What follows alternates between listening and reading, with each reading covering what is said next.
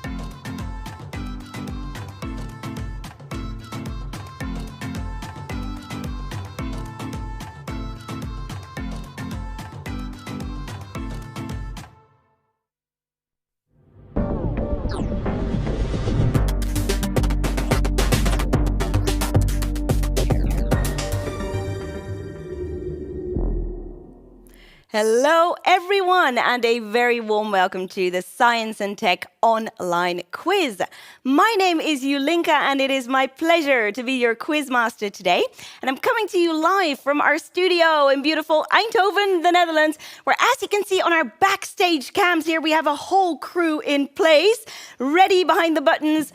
We have Edwin and Bob. You saw two Guidos on the behind-the-scenes cam, and Anke is also ready to receive your team photo. So the whole crew is ready to make sure that all of your answers get processed smoothly today. In case you have never visited the beautiful city of Eindhoven, where we are located, be sure to look us up when you get a chance. We have a lot to offer as a city, both in terms of brainpower, but also in terms of culture. And we are home to the yearly Dutch Technology Week, which today's event is, of course, part of. Now, normally there's all sorts of fun events around town, including the one you see here, Quiznight Excel, which is a mass participation science and technology quiz. 1,400 people come together in one big venue to enjoy that very special evening. And you may have spotted him on the backstage cam already. I'm super excited to announce that my host from this wonderful event is going to be joining us in the studio as well. Maarten is a distinguished professor at the Eindhoven University of Technology, an expert in automotive engineering, in mechatronics, in motion control, and many other topics. And fortunately for me, he also knows a thing or two about mathematics. I present to you Mr. Maarten Steinboeg. Hi, Julinka. It's great to be here. Maarten, I am delighted to have you on the show as our resident professor. So we're here in the studio. It's a bit of a different vibe, isn't it, from what we normally have in that live venue with 1,000 people, over 1,000 people joining. It's a bit quiet here now.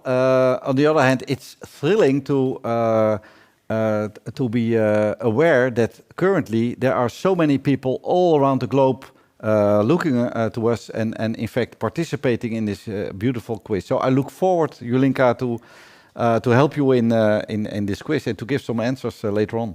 Well, thanks, Maarten. I look forward to that as well. I know I'm going to be needing your help on more than a few of those answers this evening, or morning, or afternoon, or night, depending on where you are playing from.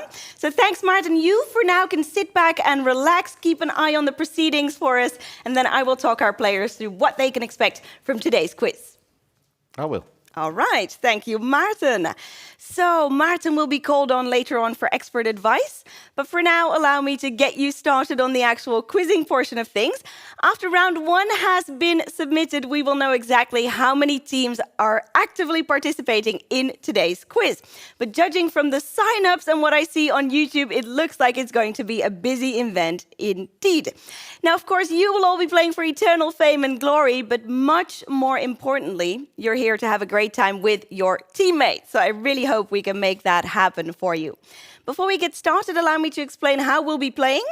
First up, I hope everyone has connected with their teammates. Maybe you're lucky enough to be in the same space with them, or perhaps you are connecting remotely through a chat or a video chat. If your team is indeed connecting remotely, then please make very sure this stream is running live. That is important, so you submit your answers in time. Your team captain should have access to the answer sheets for the quiz. They're available through the website, stoquiz.com. The link is stoquiz.com/answers. If you are the team captain and you forgot about them, no sweat, you can go there now and grab them. There will be one sheet for every round of questions, and you're going to be submitting your answers as a team at the end of each round. So I'll let you know when the time arrives. Don't start submitting after question 1. It's after each round of 10 questions that I'm going to let you know when to submit. Please note that you will need to write your team name and your email on each of the answer sheets. And the email is particularly important. Please make very sure it's identical on every sheet, because that's what we use to tie all of your answers towards your score. So that's going to be your grand total, depends on you getting that email address right. So don't switch to your Gmail halfway into the game, and do a double check on the spelling there. Now, we're also asking you for a bit of extra information about your team today, your team size, the country you're playing from, and also if you're playing on behalf of a company or perhaps a university, please mention this as well. It doesn't matter how big or small the company or school is. We'd love to know on behalf of you, of whom you are playing. So represent, we think that's a great addition to the ranking. We'll be publishing that final ranking on our website, stowequiz.com, tomorrow. But with a bit of luck, we'll be able to give you a top 10 by the end of today's quiz as well. So that's definitely what we're aiming for. It all depends on how well the team captains behave in filling out the answer sheets. If we're not able to give you a final ranking, then we'll definitely be able to present a preliminary ranking to you at least. So you'll have a good idea of how you did by the end of the game. You will be, so this is the website where the full ranking is going to be appearing later on. There's only one rule that you need to remember. It is a vitally important one, though. Of course, it's also a rather obvious one. We don't allow the use of any aids other than your brain. So keep it fair. Clearly, I can't come over there, travel around the world to check on all of you, but I trust you all to play fairly. And trust me when I say, where is the joy to be had from Googling your way through a quiz? There is absolutely none. We have 5 wonderful rounds prepared for you, 2 mixed bag rounds and some special themed rounds. For each question that I read out, afterwards you'll be given a little bit of time to deliberate as a team. At that point, a time ticker will be running at the bottom of the screen to give you a bit of time to get sorted and enter in your answer. At the end of the round, you'll then be given 90 more seconds to finalize all of your answers, at which point they'll be up on screen in miniature for you. You may want to take a few notes along the way, because I don't actually repeat the questions at the end of the round. And those will also come in handy in the super unlikely event that something goes wrong with your answer sheet. Say, for example, that your team captain accidentally closes it. Well, if you still have your notes, it's going to be a lot easier to rectify that mistake. You can simply open it up again, fill it out based on your notes, and hopefully still be in time to submit. Not something we're counting on, but you never know. We'll have, like I said, 2 mixed bag rounds and some themed rounds, but I will explain each round to you as we arrive at it. We'll also have some breaks during the program. We'll have a 5-minute break after round 1 and another one after round 3, allowing you to refresh your drinks and do what you need to do. One final request I would like to make of you before we get you quizzing. We would love it if you could submit your team photos, a fun picture of your team enjoying today's quiz. We'll be showing a couple of them during the show. Anke is already behind the buttons, ready to receive your messages. We are accepting them exclusively through this email address today, so you can email them to pictures@number42.nl, and then they'll arrive in Anke's mailbox, and she is going to make a lovely selection. So make your stand out, and who knows, you might just be part of the show later on. So that is all the basics you require. Let's get you started on round number 1 without further ado. Team captains, grab the sheet for this first round, and we are officially off. Question number 1 has everything to do with ingenuity. We see her here. She's a small robot helicopter operating on Mars as part of NASA's Mars 2020 mission. And she carries a piece of fabric from the wing of a legendary 1903 aircraft with her. Who was this legendary aircraft named after? That is my very first question to you.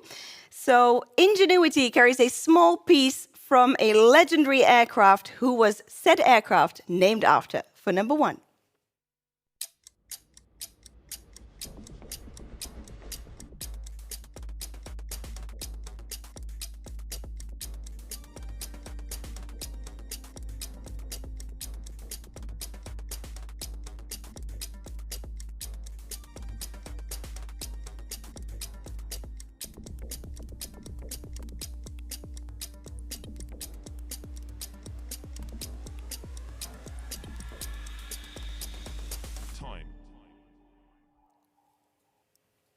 On to question number 2. This first one was already being hotly debated behind the scenes here. On to number 2 we go now.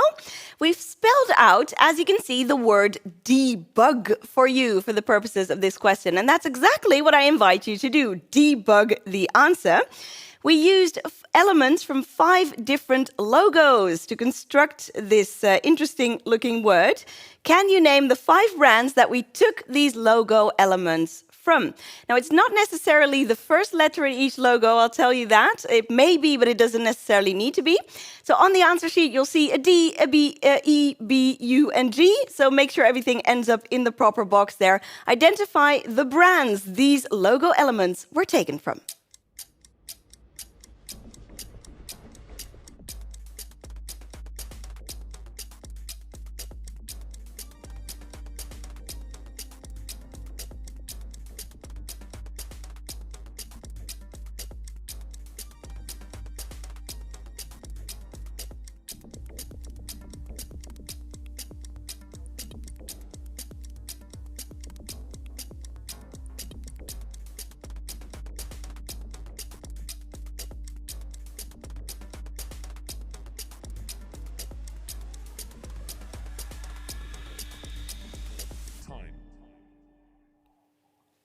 On to question 3 we go. And if one says Eindhoven, one will soon say Philips as well.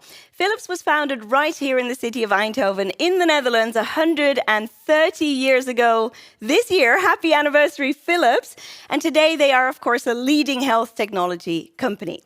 They've come a very long way from making X-ray tubes for diagnostic imaging in the 1930s to these incredibly advanced CT scanners, allowing medical professionals to see and diagnose what was previously invisible. And let's imagine, for the purposes of this question, that you have one of these at your disposal. We're going to put a human body through it with the objective of getting to know how the skeleton looks. Now, sadly, you don't have this beautiful Philips scanner, so you're going to have to work based on the knowledge of human anatomy alone. I'd like you to put a few bones in the proper order for me, based on the number of them in the human body, normally speaking. So put them in order from lowest to the highest number. And the bones I'm interested in for this question are A, the number of ribs in our rib cage. B, the number of bones in the human hand. C, the number of vertebrae in our neck. And last but not least, the number of bones that can be found inside the human ear. So have a think on this. The way to answer the question is to put them in the order you believe to be correct, from lowest to highest, as I mentioned. So A, B, C, D in the order you believe to be correct. If you think it should be A, B, C, D, they're already in the correct order, for example, then that's what you will type in. No spaces, no special characters, just A, B, C, D in the order you believe to be accurate.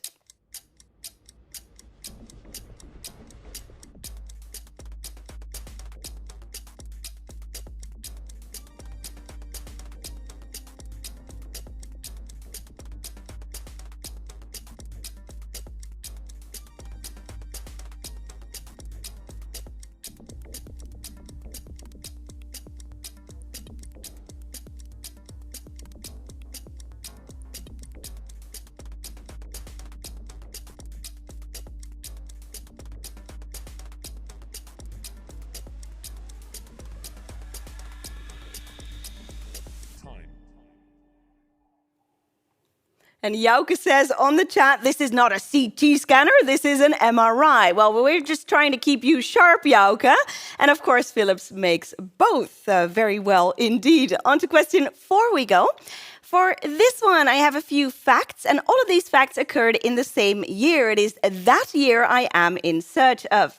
We have Tokyo Skytree, the tallest self-supporting tower in the world at 634 meters, opening to the public for the first time.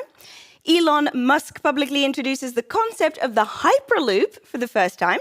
CERN announces the discovery of a new particle consistent with the Higgs boson after experiments in the Large Hadron Collider. And finally, skydiver Felix Baumgartner becomes the first person to break the sound barrier without any machine assistance in a record space dive. Can you figure out in which year all of this occurred?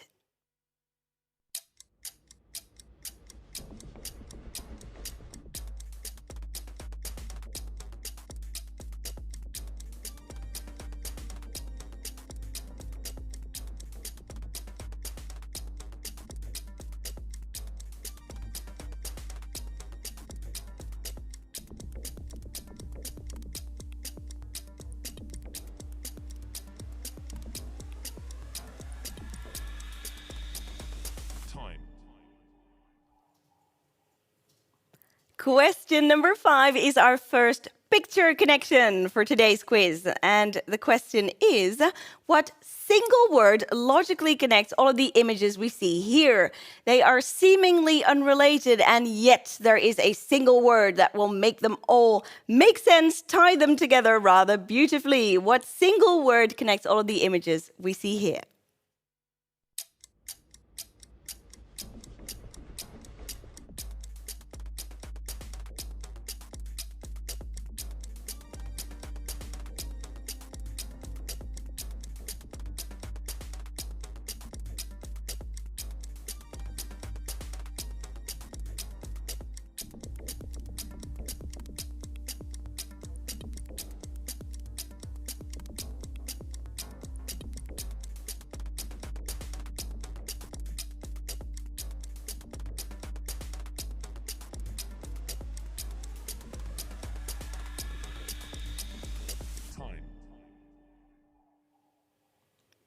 On to question number 6 we go. Pandas are the topic of this question, and pandas are quite lazy. They're also very adorable, but lazy they are. And that's why it's really hard to get them to make little panda babies.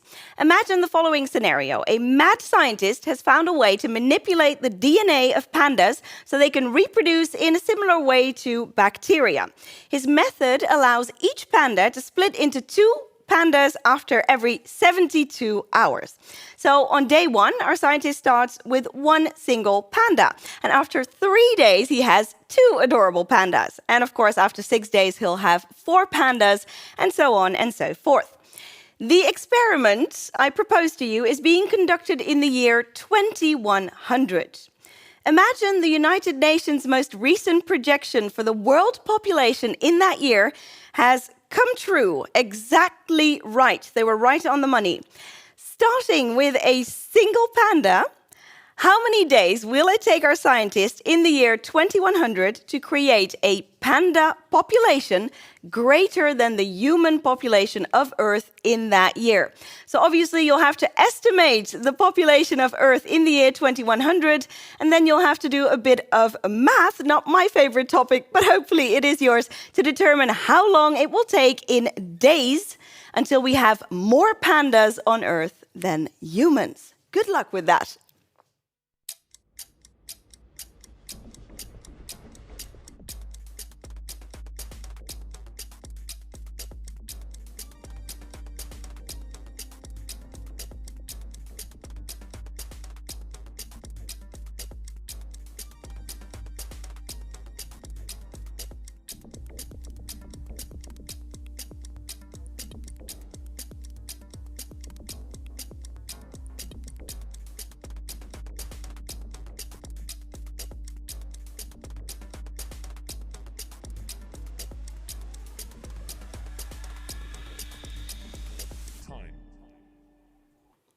And on to question 7 we go. Here we see more adorable animals, still, well, in varying degrees of adorability, I suppose. And my question to you is, which of these animals have actually been documented as being able to regrow a limb? So say they accidentally lost a little leg along the way, which of these animals would be capable of regrowing said leg? I won't tell you how many of them are actually capable of regeneration, of pulling off this cool trick, so to speak. You can select as many as you like for 5 points each, but there is a catch. If you give a wrong answer, then all your points will be lost. So you'll have to select them carefully indeed. So out of these animals, select all of the ones you believe capable of limb regeneration. And you can assume for the purposes of this question that all of these animals are female. I'm just going to throw that in as a little extra bonus fact. Do with it what you will. So select from the little list on your answer sheet all of the animals you believe capable of regrowing a limb should they lose one.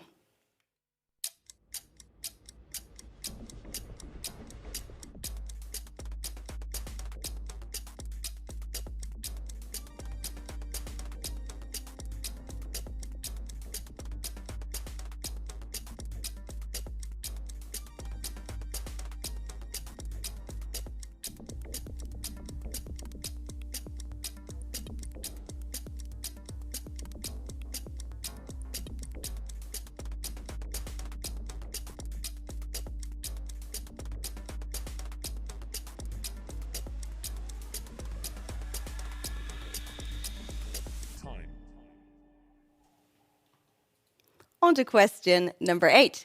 This one has everything to do with the student competition FameLab and also with iron.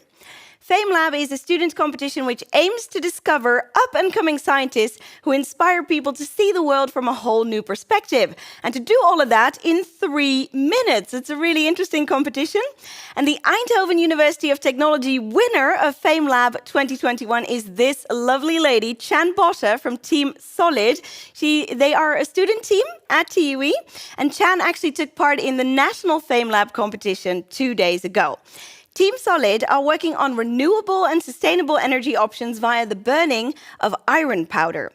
And what we see here is actually their sample installation in use during the opening of the academic year at the Eindhoven University of Technology. Here we see it up close, and here we see a real proper close-up of that installation in action. And they have a bigger, fully functioning one that they've built as well. Team Solid have provided us with a really interesting question about this installation, which is renewable and sustainable energy through the burning of iron powder. So their question to you is, if we burn a kilogram of iron powder in Solid's installation, what will happen to the weight of said powder? Is it A, going to get lighter by the end of the process? B, the weight will remain identical. What goes out there is exactly what goes in there is exactly what comes out? Or is it that it actually gets heavier? Or, final option I have for you, it can either get lighter or heavier. All of that depends on the flame temperature. Give us your best guess.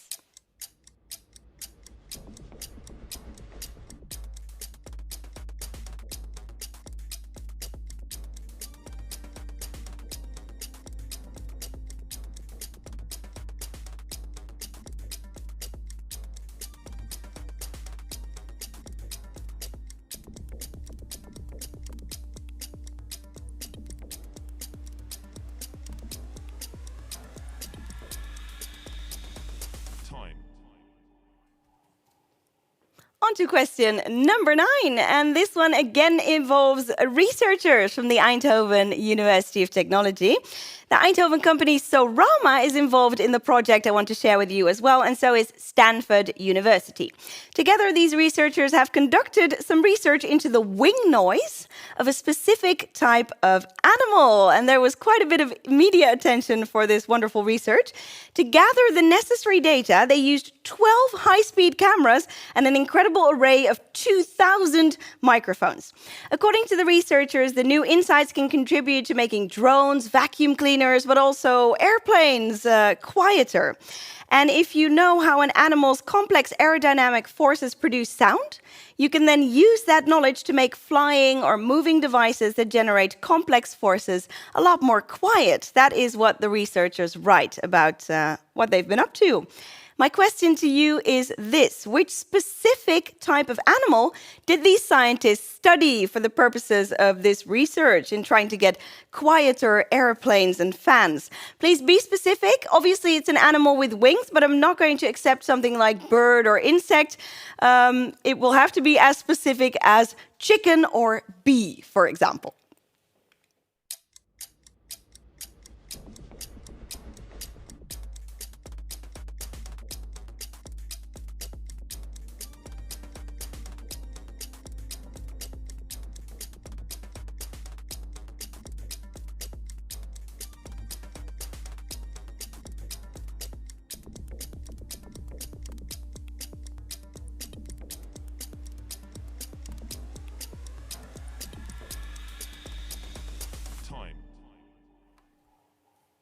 Last but not least, we're going to finish on a video question. We have selected 3 short clips from popular films, and what they have in common is that they all showcase fictional future technologies to a wide cinema audience. And the question is fairly straightforward. Can you name the movie to match each clip? So identify the 3 films about future technology.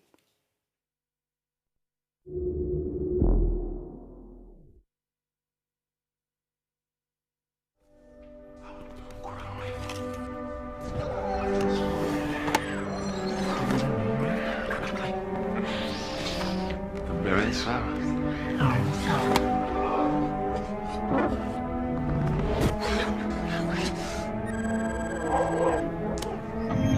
the blind iron without the...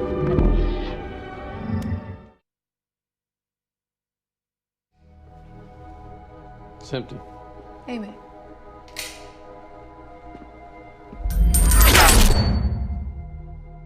Check the magazine.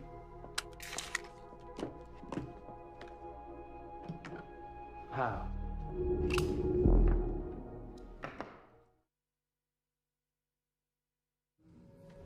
Thank you, thank you. Okay, the tunnel on the left is the only one we haven't tried. No, I think that's the one you sent me down where I fell in the pit. Okay, I don't think so. Oh, yeah, this is different. Hello? Do you know how to get out of here?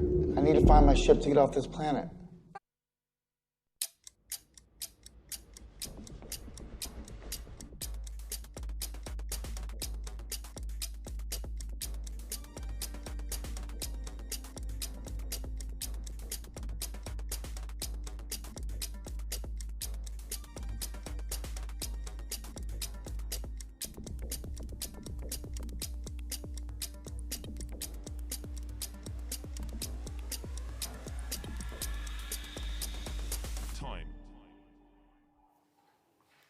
And that concludes our first mixed bag round. We are officially off and actually see one team has been very eager. 2 teams have already submitted. But as I promised in the introduction, for those teams who want a bit more time to finalize their answers, you shall have it. We're going to give you 90 more seconds to finalize your answers on round number 1. And when I return, I'll reveal, with a little bit of help from our experts in the room here, the answers for round 1. And then we're going to go into a little break after that.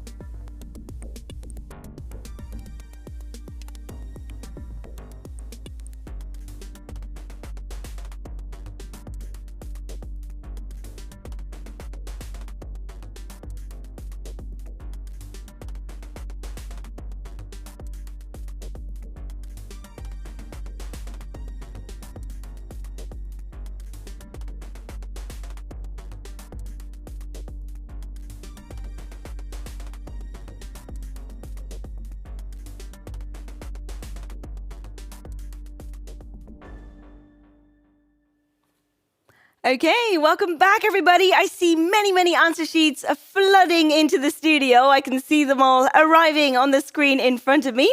Final chance to submit, team captains. Press that button now if you haven't done so already.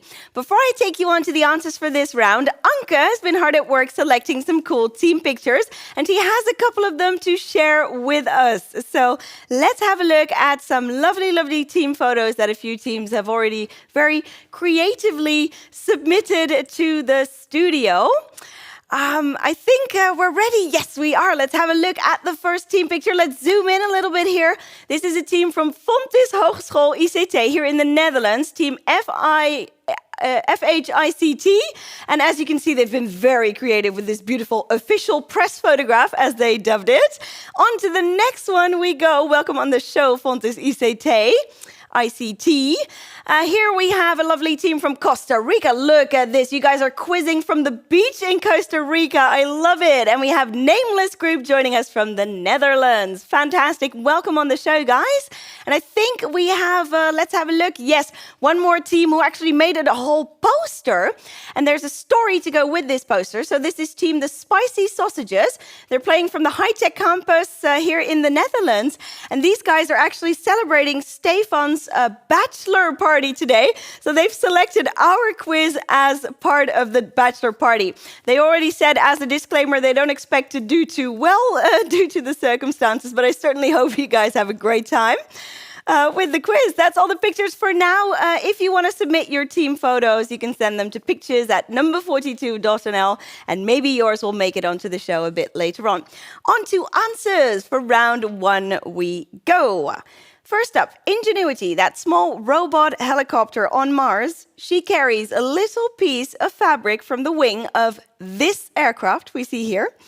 And this is the Wright brothers airplane. So I was in search of the Wright brothers, the first controlled power aircraft heavier than air flight on Earth. So rather fitting that they should take it to Mars, where the first flight has been carried out there.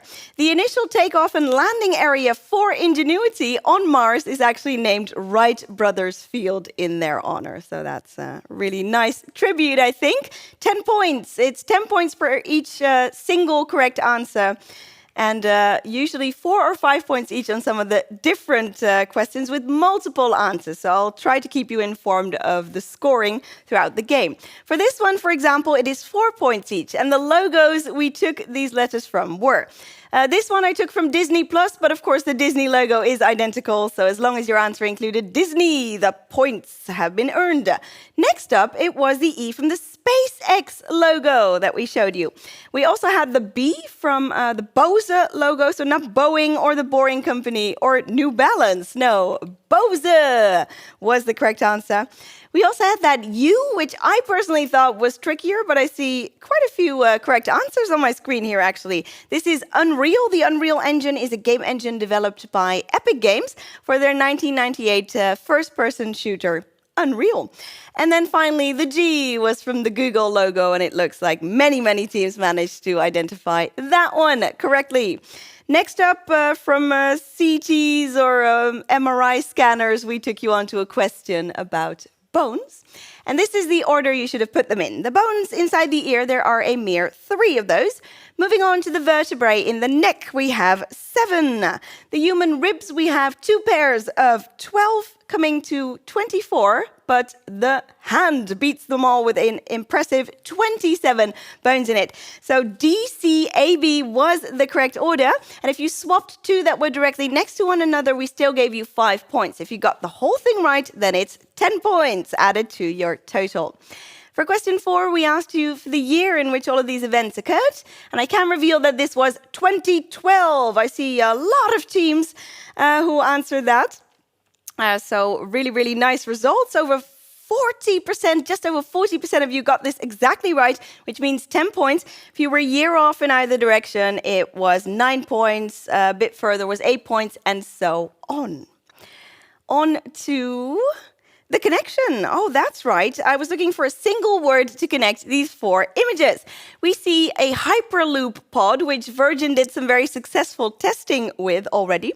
We see some Apple AirPods. We see a podcast in progress. And finally, that little car there is the Toyota C+ pod. So the word pod was what connected them all. And again, quite a few teams, almost 50% of you, managed to solve this one.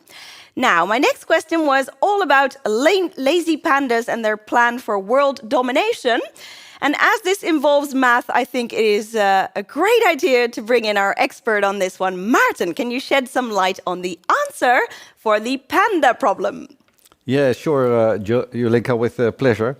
Basically, this is a question about exponential growth, similar to the COVID virus. If the R number, the reproduction number, is larger than 1, there are every time more people who can infect others even more. So that's exponential growth. In this case, it's about the doubling of pandas every 72 hours. First, you have to know how many people are projected to live in 2100. And the UN projects a world population of 10.87 billion people, so almost 10.9 billion people. Then you have to figure out what is the power of 2, which leads then to a number which is larger than 10.9 billion. And then you have to multiply by 3 days to know the number of days. Now, most of us might know that 2 to the power 10 is about 1024. If you have 2 to the power 20, it's 1,000 times 1,000, it's 1 million. If you have 2 to the power 30, it is 1,000 times 1,000 times 1,000, it's 1 billion. So you have to be a little bit larger than 30. In fact, if you calculate it well, it's 33 times, 3. So a little bit more than 33. Now then, if you need 3 days for every doubling, it means that you have 33,3 times 3 days is 100 days. Now, if you would like to pass the amount of people on the planet in 2100, you have to add 1 or 2 days. So the answer of 101 days or 102 days is both good, and then you earn 10 points. And every number off is giving you less points. That's the answer, Julinka. I hope you got it. I did indeed, Maarten. Thanks to your fantastic explanation. Thank you so much. And I'm loving these remarks on the chat, by the way. People are saying it's pandemonium. That's nice. Yeah. Yeah, they're getting very creative. Thank you so much, Maarten. So indeed, the answer Maarten presented to us was 101, but as he already explained, we also accepted 102 for full marks there. And then if you were a bit further off, you also earned a few points. Now, next up were the animals that can actually regrow limbs. That is the ones I was in search of. And I can reveal that there's actually 3 correct answers. So you could have earned potentially 15 points, 5 points each. And here we have the ones that were not on our list. So that leaves the female tarantula, the starfish, and the axolotl. Now, with spiders, it's actually the case that baby spiders, when they're still growing up, they're constantly molting. And while they're going through that process, they can lose as many legs as they like. No problem, they can regrow them. But for female tarantulas, actually, interestingly, it remains that way their entire lifetime. So all 3 of these were correct answers for 5 points each. Tarantulas, starfish, and axolotls. On to question number 8, which was, of course, all about FameLab and this wonderful installation that burns iron powder. And Maarten can tell us all about iron powder, can't you? It's one of your student teams, after all, Maarten. Yeah, that's true, and I hope they contribute to the solution of the climate problem by making something which can also be used, for instance, for heavy-duty vehicles or for ships burning. Because what's the idea? If you have pure iron, you can burn it into an oven, and then you form iron oxide. And in this process, a large amount of thermal energy is being generated that you can also see on the picture here. The resulting iron oxide is a solid material, and you can see that here it's a little bit darker gray, and you can capture it after combustion and then recycle it. Now, during the burning process, oxygen binds itself to the iron. And you can already see that this is more than this. And in fact, I feel it is more heavy. So the answer is correct. The correct answer is C, it was heavier. By the way, this is the normal rust we see. This is the same as this, but with a little bit water inside of the burning process, you can get the normal rust, the brown stuff. This is a more conditioned burning in an oven. So the correct answer was answer C. It gets heavier. Okay, thank you so much, Maarten. I certainly did not see that one coming, but that's why we have you on board. It gets heavier. Interesting, and a very clear explanation. On to question number 9, I take you. So we asked you which specific animal was involved in that research we mentioned, and I actually have a short video to share with you revealing the answer. Let's have a look. You film the motion of the wing in slow motion, which you have to analyze frame by frame to know the orientation of the wing at every moment. And then you need to synchronize those acoustic recordings together with the video and the forces. Wow. Did you get all that? Well, they have this really amazing video available here on YouTube with a lot more information that we actually lifted that from. So do have a look at it later on. It really is rather fascinating. And the correct answer, as you probably spotted in that video, was hummingbirds. Hummingbirds for 10 points on number 9. And I see that quite a few teams actually got that. On to our final question we go, which was the video question I asked you for the films these clips were taken from. And they were Minority Report, Tenet, and finally Her. Again, 5 points each on this one. And that brings us to a grand total of 120 points that you could have earned potentially on this round.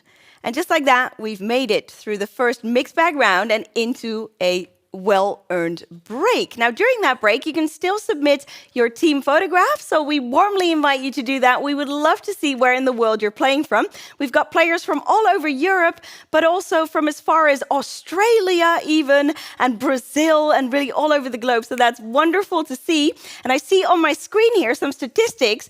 We have over 275 teams who've joined us. You scored an average of 65% on that first round, so you did a very good job. And we have over 1,100 participants in the game, judging from the number of participants that everybody entered in. So that's wonderful. It's great to see so many teams joining the fun today. So I will see you in exactly 5 minutes from now, and don't forget to submit a cool team picture if you'd like to.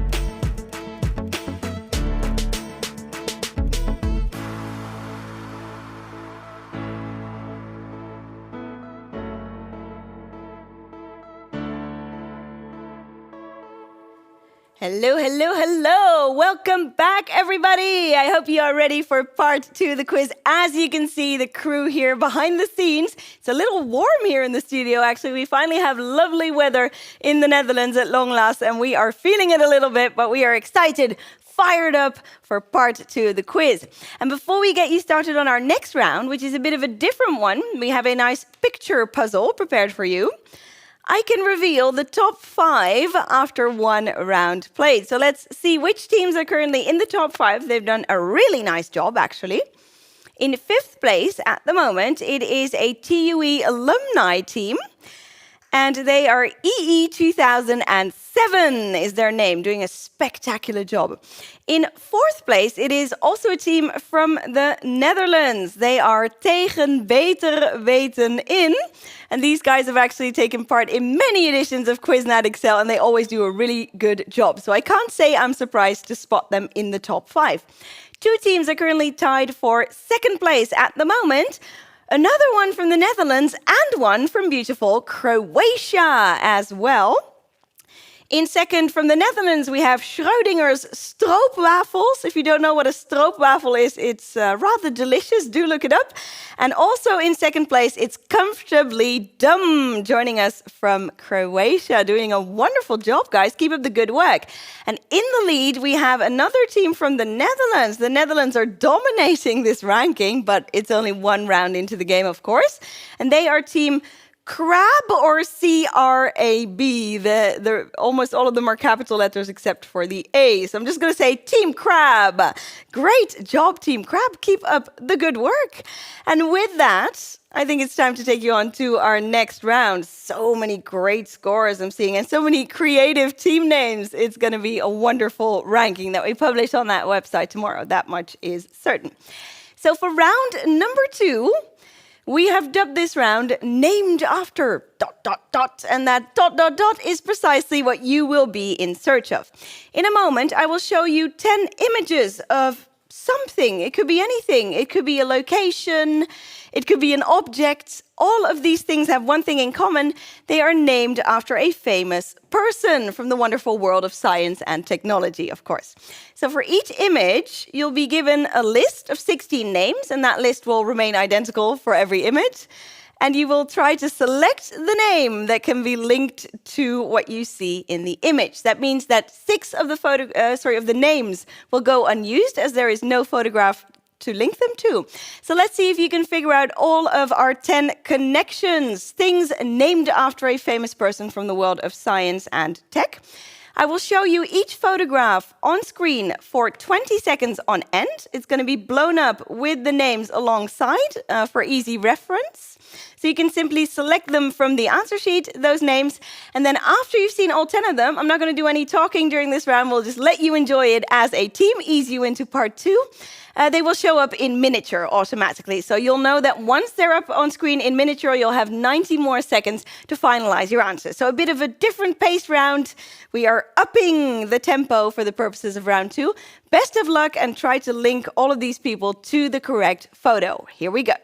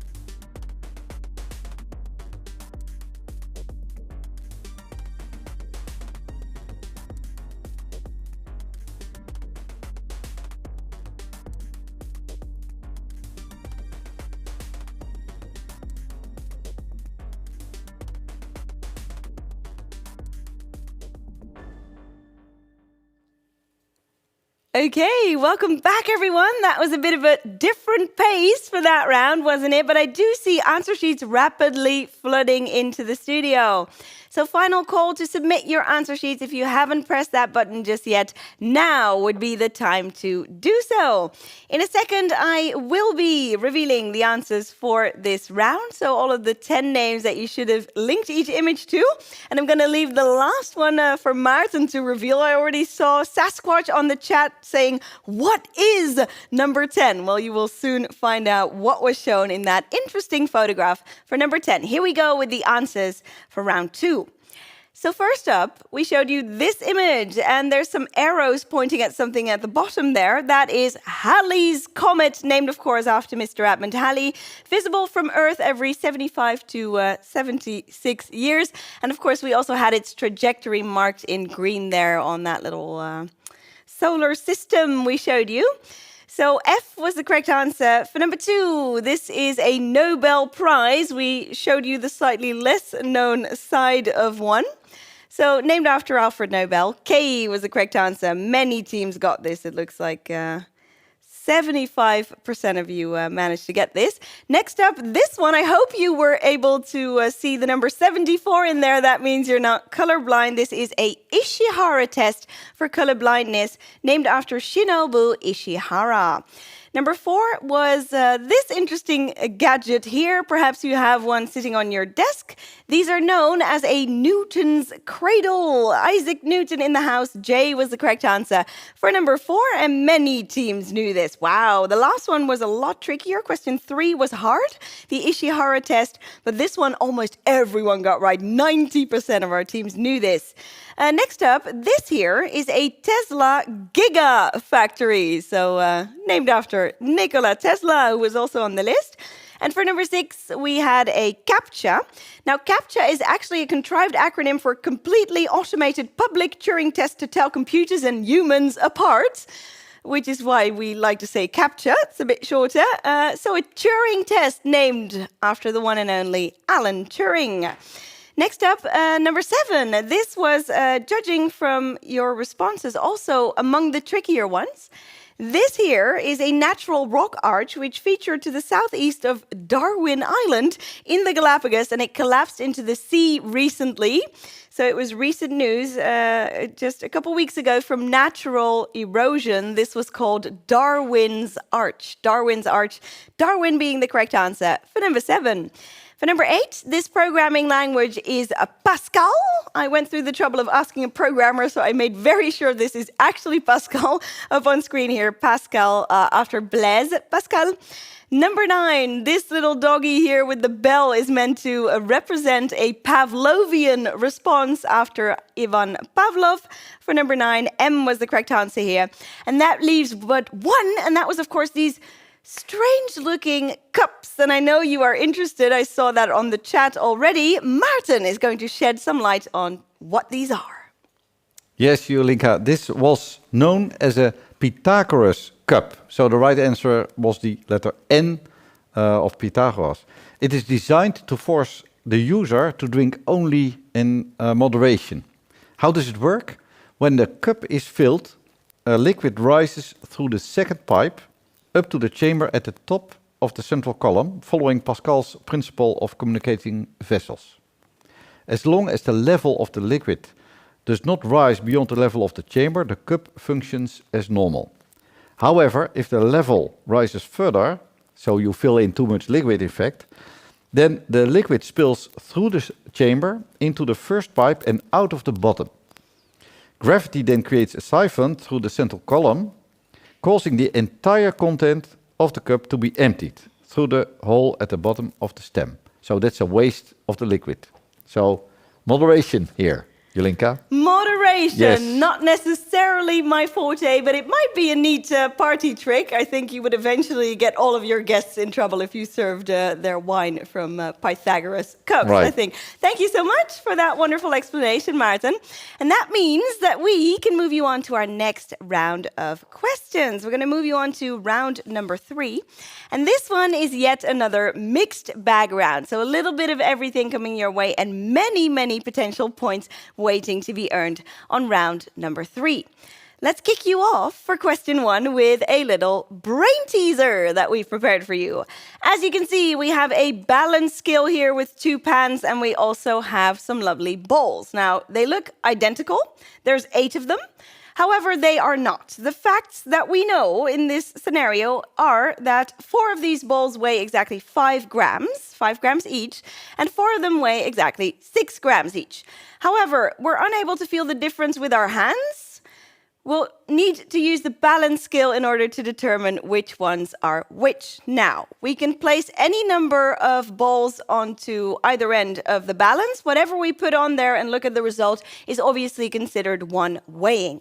And the objective of today's game is to find 2 balls of different weights. So that is what we are in search of.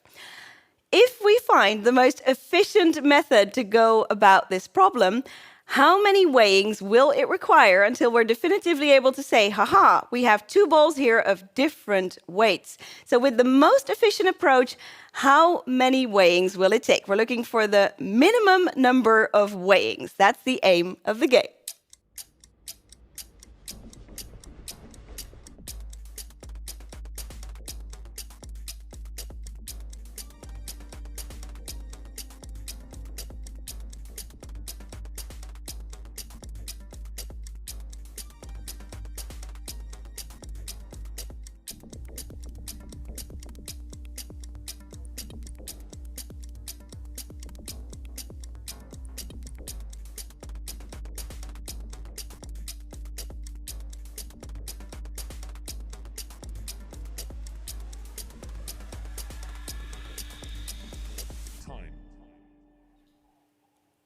On to question number 2 we go. And here we see 4 electric vehicles, right up Maarten's alley, of course, being our automotive expert.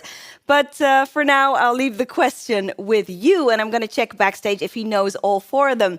What I'm interested in is the brand for each of these cars. So we don't need the exact model, just the make will do for the points here. As you can see, they're labeled A, B, C, and D, so make sure it's entered into the right boxes on that answer sheet, team captains. Name the 4 car brands for these electric vehicles up on screen here.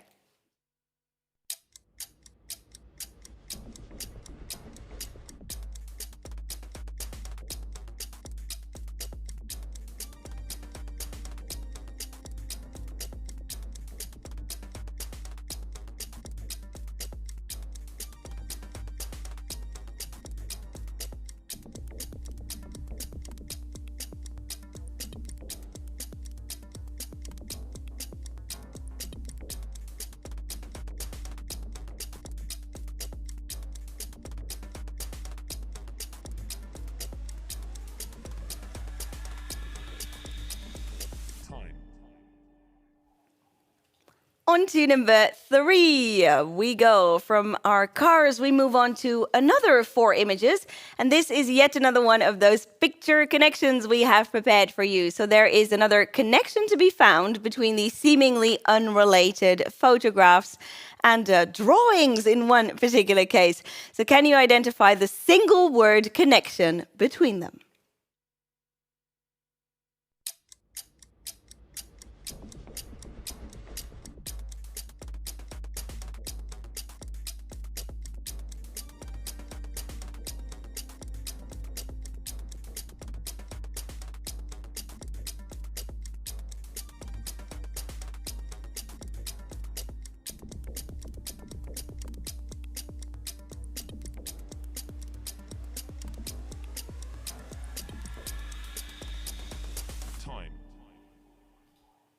Question number 4 has everything to do with the periodic table of the elements.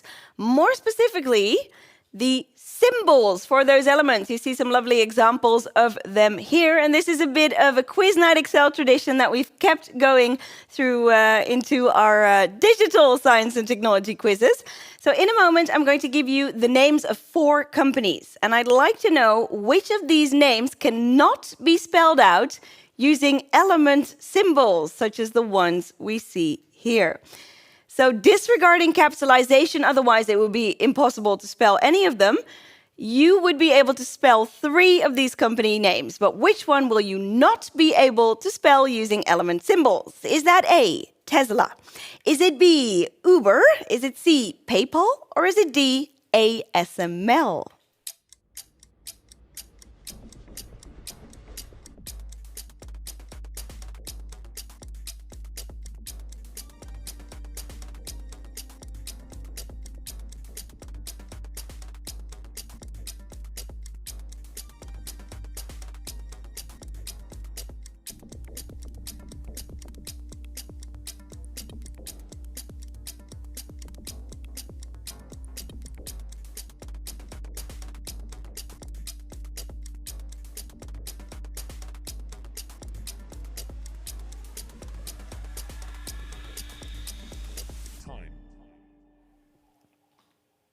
And on to question 5 we go. And when this lovely lady appears on the screen, we know it's time for an audio question. In a moment, I'm going to have you listen to 4 different sound clips, and very different clips they are. Each of these sounds can logically be connected to a brand name. Now, this could be anything, really. It could be the name of a game, it could be the startup sound for a device or a company. So they can be logically connected to something. So try to describe that something, and I'm sure it will earn you the points for number 5. I'll play each clip once and only once, so make it count. Here comes the first piece of music. Let's see if you can identify what this is a bit of theme music for.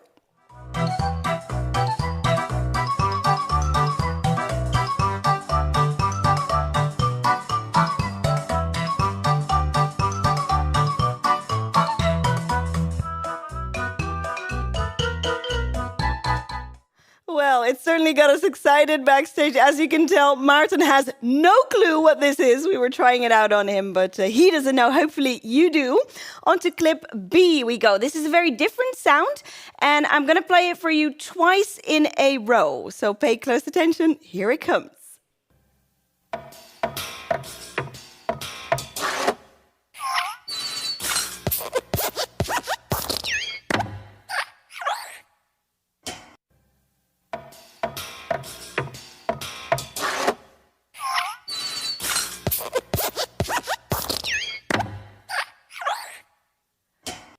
I can imagine you might not have any idea. Our sound technician, Guido, got it after like 2 seconds. I was very impressed. We'll find out if you got it later on.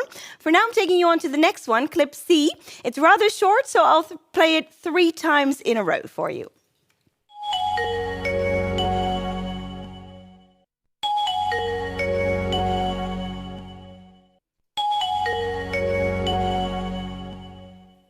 And one more to go. This one is even shorter, so I'll play it 4 times in a row.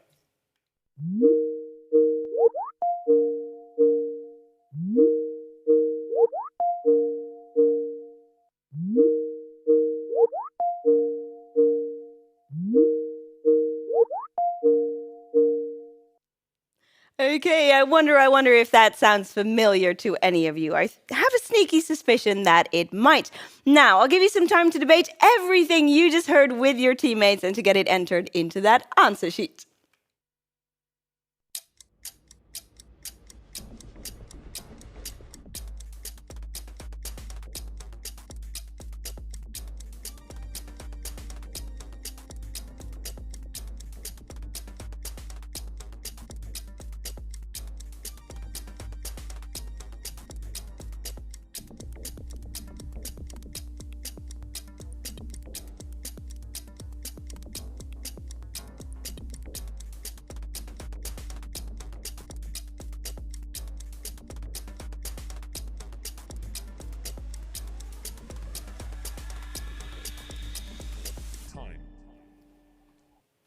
On to question 6, and what's appeared on the screen here? This looks interesting, doesn't it?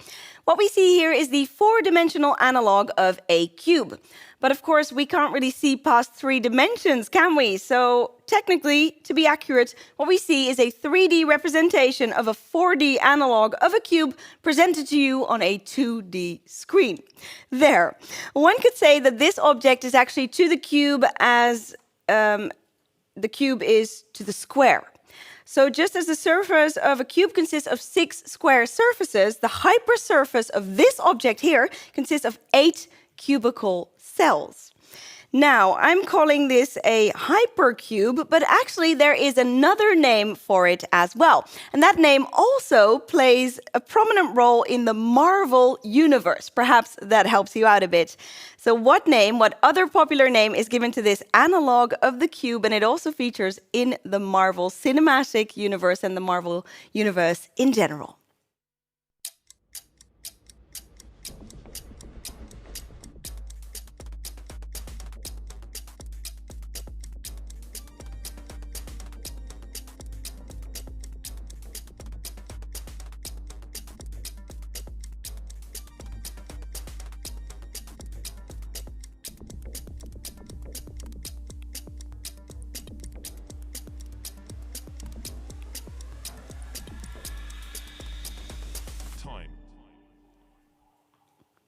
On to question 7. This has everything to do with programming languages. In a moment, I'm going to give you 6 names. They'll appear on screen. And I'd like you to select all of the names you believe to be the name of a programming language. Now, it has to be one that's actually out there in the world and that we could have found with some research. Otherwise, it doesn't count. If you made your own and never let anybody know about it, it's out. You will receive 5 points each. But again, just like with that animal question on round 1, if you include a wrong answer, it's all your points gone. So be careful, only select the ones you are certain about if you don't want to lose all your points. Again, I'm not going to let you know how many of these are correct. That's up to you to decide. I have on offer the following programming languages: A, Ada; B, C#; C, COBOL; D, Douglas; E, Konami; and F, Kotlin. Out of these 6, select all of the ones you believe to be a computer programming language.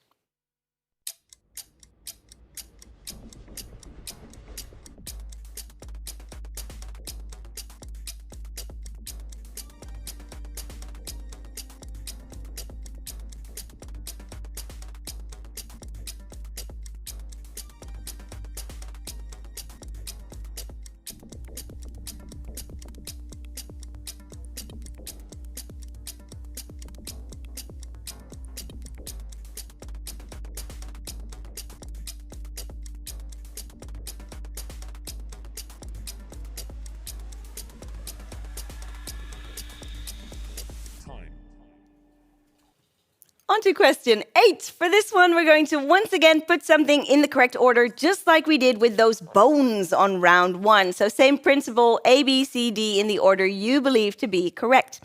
This time, we're trying to put gadgets and innovations in order based on their original introduction. And as you can already tell from these photographs here, it's not the most recent gadgets we've selected for the purposes of this question. So what I have, a short description of each one. A is actually the first production car with a built-in GPS navigation system. Now here we see that system, not the car, but this was built in, believe me. B is the Motorola StarTAC clamshell cell phone, which was a really popular cell phone. C is the first VCR player to make use of VHS. And finally, D is the legendary Commodore 64 home computer. So put them in order, starting, of course, with the earliest introduction and working your way up to the most recent one.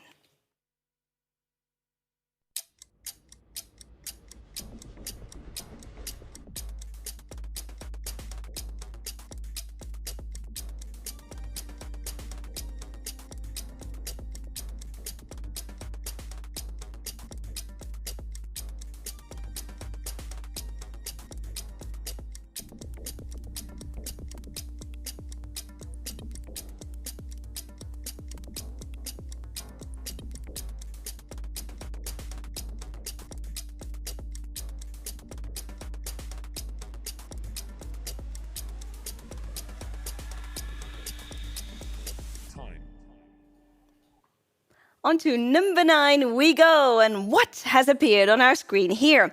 What we see here are 4 fictional AIs, so artificial intelligence of the fictional variety from the world of film and literature. can you give us the proper name for each one? So all of these guys have a name. And to make it a bit easier for you, I'm going to show you a short video clip of each one in action as well. So identify the 4 AIs, and here are a few short videos to help you out further.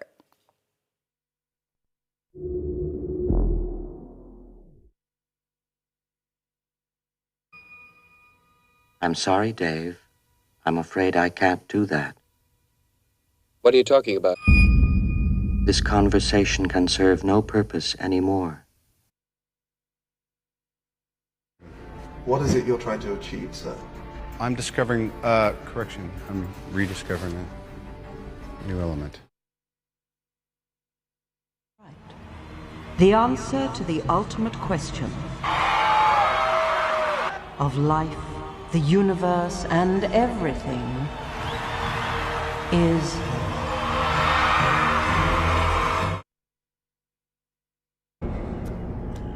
You. Yes, me.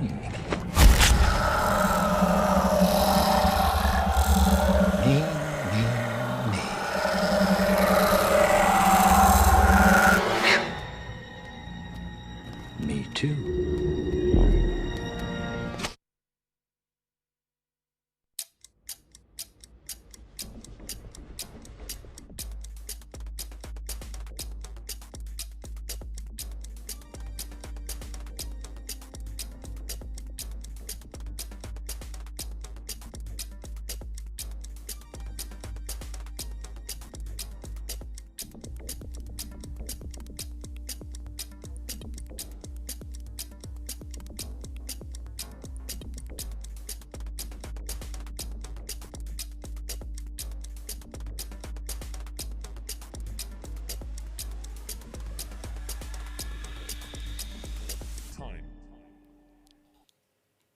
And on to our final question for this round we go, and this is actually a guessing question. What will you be guessing about? Well, I guess you can guess with this picture up on screen here.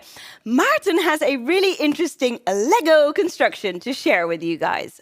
Over to you, Maarten. Yes, as a mechanical engineer, I so much like Lego, so I'm very happy that I can ask a question about this. So this is a very lovely impression of a building, which can be found here at Eindhoven Strijp area. And we are not just interested in to know how many building blocks this has. We want to know how many studs there are in, including its base plate. And here we see a nice big example with Jelinka. Indeed we do. Of a Lego piece, and this is what we mean with a stud. Okay, so one of these little connecty thingies is called a stud. That's the official Lego name for them. And you want to know how many of those little studs are part of that building there? Yeah, and as you can see, we have the tower, we have the bridge, and the hall beneath the bridge, and they are not massive structures. So they have walls which look like the one Jelinka shows. Yes, right? Here. So as you can see, there's these little walls and there's space in between. So not a massive structure like Maarten says. This is what the walls look like. So. And again, include the base plate and give your best guess as to the total number of struts. Studs, that's right. How many studs? Yeah. And I have one request for our players before they start guessing. We're going to put a photograph of the structure on screen for you in a moment.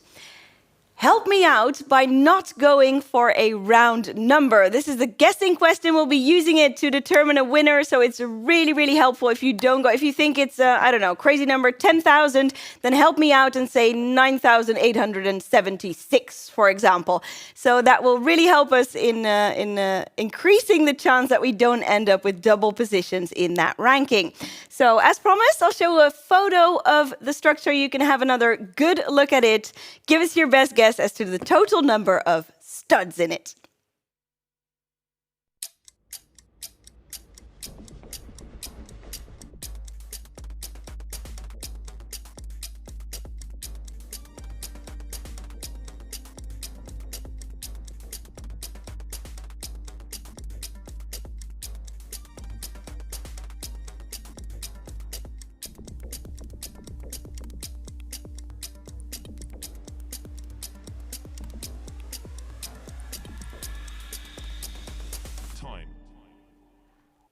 Okay, that concludes our second and final mixed bag round. After the break, I have 2 more special themed rounds prepared for you, but this was a whopper in terms of the points that you could have earned. I'll give you, of course, a bit more time to finalize your answers as we do on all of these rounds. 90 more seconds, use them wisely, and don't forget to press submit when that timer up here runs out.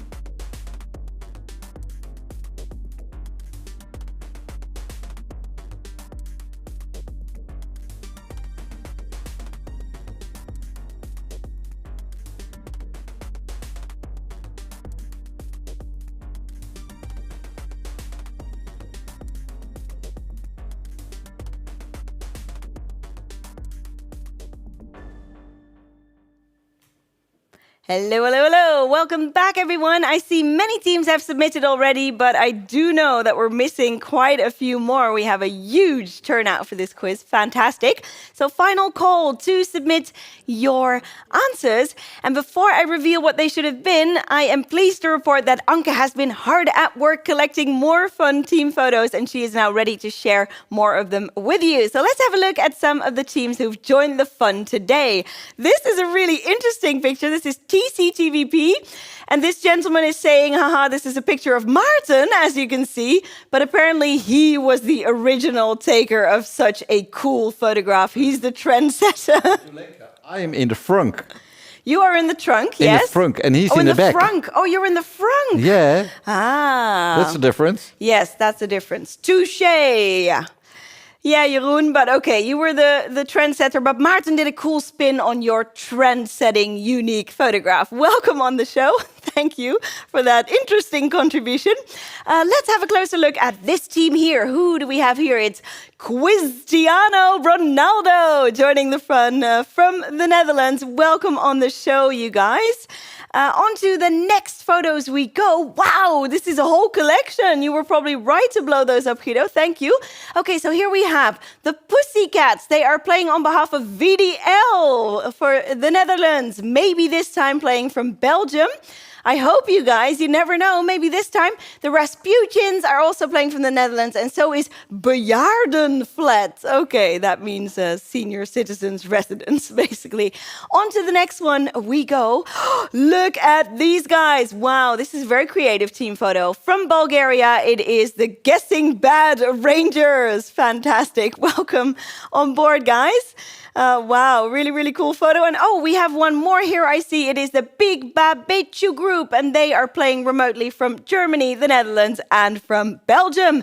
And one of them is Korn for some reason. Okay, so glad you could join us. Oh, we have another photograph. Ah, I know this team. They are regulars on our global online quiz as well. The Icy Muons playing from Canada today. So glad you guys could join us. Welcome on the show. I hope you're doing well. So that concludes our team pictures, and without further ado, I shall take you on to round 3 now. The answers for round 3. So we had that brain teaser with the balls, and ooh, those always make my head spin a little bit. But luckily, we have an expert on this type of experiment in the house. This is Maarten explaining a similar problem during one of our editions of Quiz Night Excel. So Maarten, if I can give this one to you, I would be ever so grateful. Sure, it's a pleasure for me, Jolinka. So you should basically start with splitting the 8 balls into 2 groups of 4. And you start to weigh them. And scenario A is that they are unequal weight. So one is heavier than the other. Case 1 in this case is that you have at the left side 6,665 grams, and at the right side 5,556 then, of course, obviously. And case 2 is that you at the left side have 4 times 6 and at the right side 4 times 5. In either case, you take the heavier side, the 4 balls of the heavier side, you split them in 2 balls each and do again a weighing. And then there are 2 possible solutions. So either they are unequal, and then you can only have 6,6 at the one side and 6,5 at the upper side. Now then you have found your solution, you can take those 2 balls 6,5. Then the other case is that they are equal. And that can only be the case if you have 6,6, 6,6. So you took all the 4 balls which are equally weighing. That means that you can pick one of those, and you can pick one of the ones you left behind, and that means that you also have a solution of 2 different weighing balls. In fact, in this scenario, you only need 2 weighings. So we have to also consider the other case. Suppose that in the first weighing, with 4 balls at each side, the weighing becomes equal. Now then there are 2 cases. You take either side, because the distribution can only be 5, 5, 6, 6. Then you take either side, does not matter. So you have 4 balls, you split them again in 2 times 2. And then there are 2 cases. In case it's equal, it means you have 5, 6 left, 5, 6 right. Then you can take either left or either right side, and you again have the solution, namely 2 balls which have unequal weight. And the other case is when it's unequal, and then of course the lower side is 6, 6, and the upper side is 5, 5. And that means you can pick one from the left, one from the right, and you again have your solution. So in all cases, if you do it smart, you only need 2 weighing steps. That's the answer. Wow. I am thoroughly impressed, Maarten. Thank you so much. Really clear explanation and quite a surprising answer. At least I thought. I figured it was going to be a bit more, actually. Yeah, only 2. Yeah. Thank you for that very clear solution to our little ball problem. On to question 2 we go. Electric cars. Now, of course, Maarten got all of these right off the bat. Easy peasy. Let's see if you did equally well. These are a Chevrolet Bolt, a Jaguar I-Pace. We have a Polestar 2 and a Hyundai Kona. So Chevrolet, Jaguar, Polestar and Hyundai 4. 5 points each on question 2. The connection between the 4 images on question 3. What we see there, top left, is a representation of Starlink, a satellite internet constellation being constructed by SpaceX to provide satellite internet access. We also see Link from The Legend of Zelda. We see Java Man, an early human fossil discovered in the 1890s, which was believed for a long time by scientists to be the missing link. Now, we since know that evolution did not work that way, but still the name missing link certainly stuck. And finally, we have professional networking site LinkedIn. So the word link was the link between all 4 of these images here. 10 points for link. And I see quite a few correct answers. Nice to see. Now, you were divided on the chemistry, but there was a slight preference for ASML as an answer. About 60% of you went with ASML. So let's see if you were indeed right. Yes, you were. Here we see the other ones can indeed be constructed using element symbols, but ASML can not. So over 60% of our teams actually scored 10 points on this one. On to the audio clips for question 5. We asked you for the brands or a description of what it could be linked to. And I see some really interesting answers on this first one. Everything from McDonald's to Candy Crush to Pokemon. Here we have it. It was the Angry Birds theme. Remember that one? Of course, Rovio makes Angry Birds, so we also accepted that as an answer. Pixar, if you remember the intro for Pixar Animation Studios, it's that little robot jumping into view, or the little lamp it is actually, and that is the sound that we heard, which I was really impressed. Guido got it right off the bat. Subsidiary of Disney, which we also accepted. Nokia was the third sound, and finally the Microsoft Teams calling sound must have sounded familiar to at least a few of you. 5 points each on all of these. Number 6, this hypercube is also known as a tesseract. Here we see Loki holding one. It looks a bit different from ours, but tesseract was the correct answer. And it looks like, quite a few teams actually knew this. Impressive. You guys are doing a fantastic job on this round once again, though it does look like it was trickier than the two previous ones from your scores. For number 7, the programming languages, they were not this one, or this one, but all of the others. So Douglas was a little wink on our part to two men, actually. Douglas Adams, author of The Hitchhiker's Guide to the Galaxy, which is one of our favorite books. We even named our company after it. But also Douglas Crockford, one of the programmers behind JavaScript. However, he never actually had a language named after himself. And if you thought Konami really sounded familiar to me, yes. Well, I have the Konami code for you right here. This is it. It's a cheat code which actually appeared in many Konami video games and also in some non-Konami games as well. So it consists of a sequence of buttons that you had to press and then you could cheat on the game, basically. For number 8, the gadgets in order based on their original introduction. Okay, I see quite a few teams went with CBDA, but also a lot of DCBA. I see some DACB. You were divided. Let's leave it at that. Here we go. The VCR with VHS, the Victor HR 3300 was introduced in 1976 by JVC in Japan. Next up, we have the Commodore 64, the 8-bit home computer of legend, introduced in 1982. In 1990, Mazda Yunos Cosmo became the first production car with a built-in GPS navigation system, and the Motorola StarTAC didn't arrive until 1996. Hugely popular clamshell phone. So DABC for full marks, and again, if you swap two that were directly next to one another, then we still gave you 5 points on this one. Finally, it's back to, oh no, not quite. I almost forgot about our fictional AIs, question number 9. Now, the first one, many of you knew, that was HAL 9000 to be exact, from 2001: A Space Odyssey. We also had Jarvis, which stands for Just a Rather Very Intelligent System. We had Deep Thought from The Hitchhiker's Guide to the Galaxy. If you were waiting on that answer to the question of life, the universe, and everything, I'll reveal it to you. It's 42. I know a lot of people are actually shouting this at their computer or their television, I'm sure, shouting it back at me. And finally, it was Agent Smith of Matrix fame, also worth 5 points on question 9. But that's 130 points accounted for. You could have scored 140. There were 10 more waiting to be earned on that final question, the Lego question. Maarten, oh Maarten, won't you tell us how many studs were in this Lego construction? Yes, of course. The base plate is 32 times 32 studs, so that's about 900, a little bit more. The walls of the skate hall are about 240. The roof of that one is 408. The bridge has exactly 600. And the tower is about 988. Together, the amount of studs is 3,260.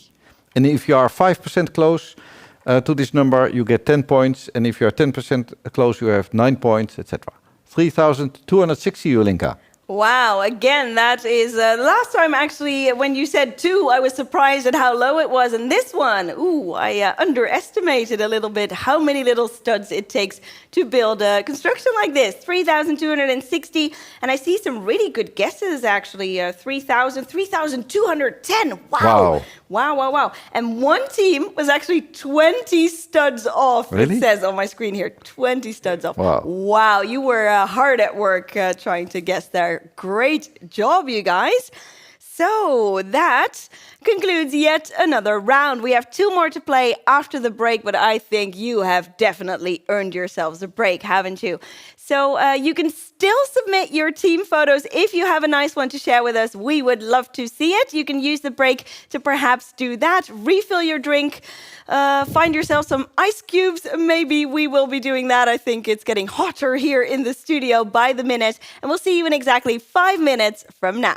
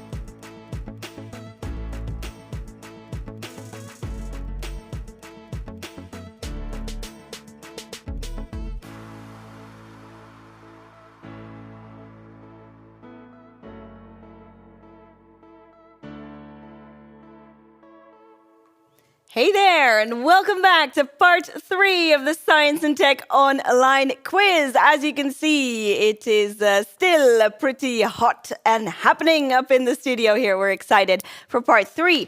And before I get you cracking on round number 4, I have on the screen in front of me here a ranking to share with you. We have an updated ranking. Again, I'll give you the top 5 teams.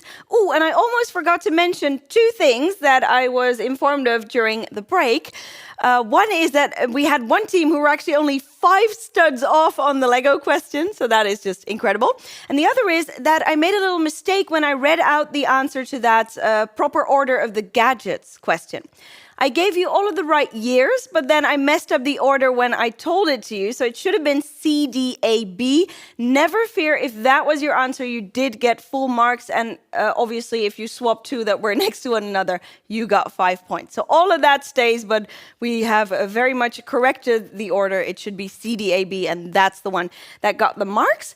Now, on to our top 5 teams after 3 rounds played, and few things have changed. Interesting. In 5th place, still, we have a team of TUE alumni. They are EE 2007, going strong still.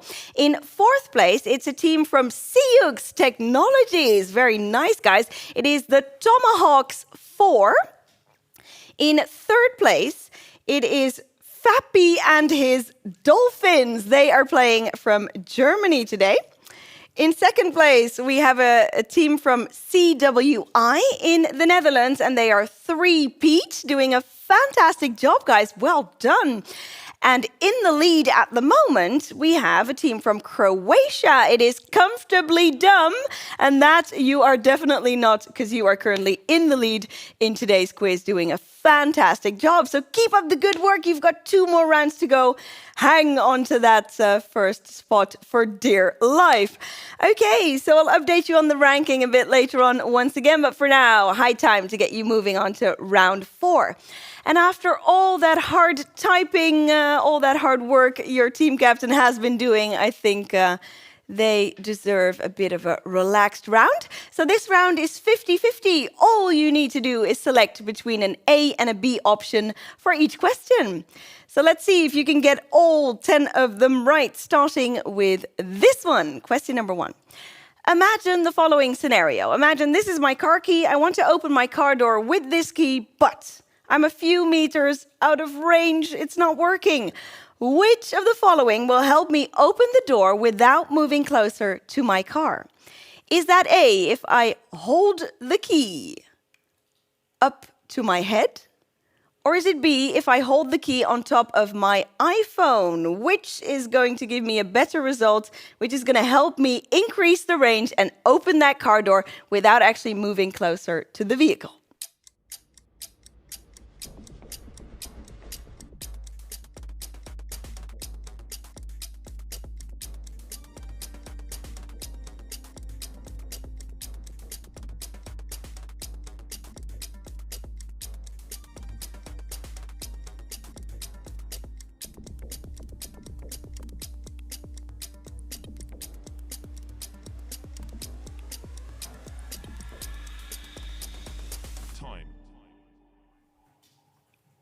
On to question number 2, which was very much inspired by another local hero, ASML. Now, this company is always striving for better results so they can make the features that can be created on a chip even smaller, allowing more transistors to fit on the same chip. And the latest in EUV technology actually does that by increasing the NA, the numerical aperture. In essence, the high numerical aperture enables the capture of more light at very low wavelengths. That is the key. And the equation that actually determines just how small the features, aka the critical dimensions on a chip, can be created, relates the wavelength of light to the numerical aperture of the optics that are being used.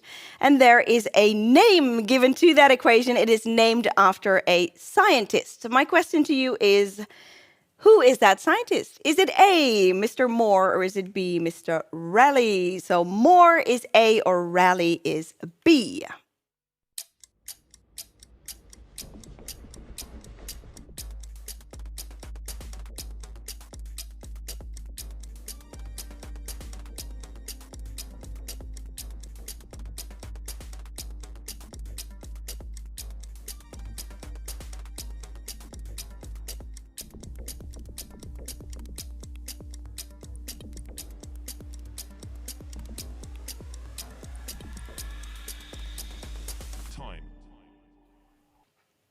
On to question 3, which is brought to you by our friends from Stripe. Just like the Dutch Technology Week, their yearly festival is going digital this year with 4 days of online expos, participative experiences, inspiring talks, digital tours. They even have a digital bar you can hang out in. Stripe Festival brings together artists, designers, developers, and philosophers. It explores how collectivity and togetherness can be rethought and also how they can be re-experienced. We highly recommend checking out their program, which kicked off yesterday. You can visit stripe.nl, so that's strp.nl for all of the details. And we actually invited Stripe to submit a question, and here is what they have come up with for you.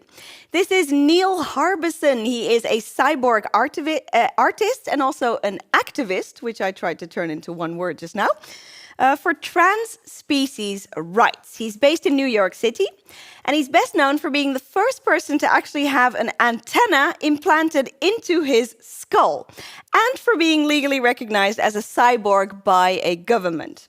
Now, the implant in his skull, which you see here, helps to solve a condition that Neil suffers from.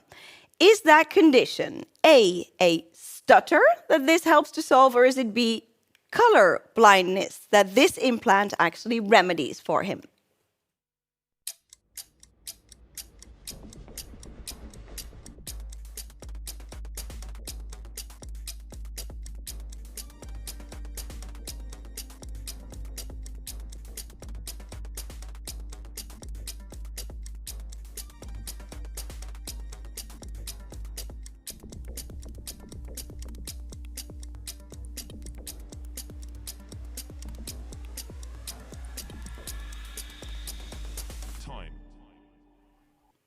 On to question number 4, and what's appeared on the screen here? This is a plasma ball. It emits a high-frequency, high-voltage, alternating electric current. It does. And this current actually flows through the plasma filaments to create colorful tendrils of light. It's a bit of a wonderful 1980s gadget, if you ask me, and I'm pleased to report that we have one here in the studio. I was going to show it to you myself, but I got electrocuted through my microphone when we tried that. So Edwin is showcasing it at a safe distance. And as you can see, it's a really great shot here. Placing your finger on the glass draws a colorful strand of light to your finger. And when you touch the glass, you create a discharge path with less resistance than the surrounding glass and gases. So that's why that happens. But my question to you is, what determines the color of the discharge that we saw there? Is that A, it is the type of gas in the ball that actually determines the color? Or is it B, the frequency of the emitted electric current that actually decides what color that discharge has?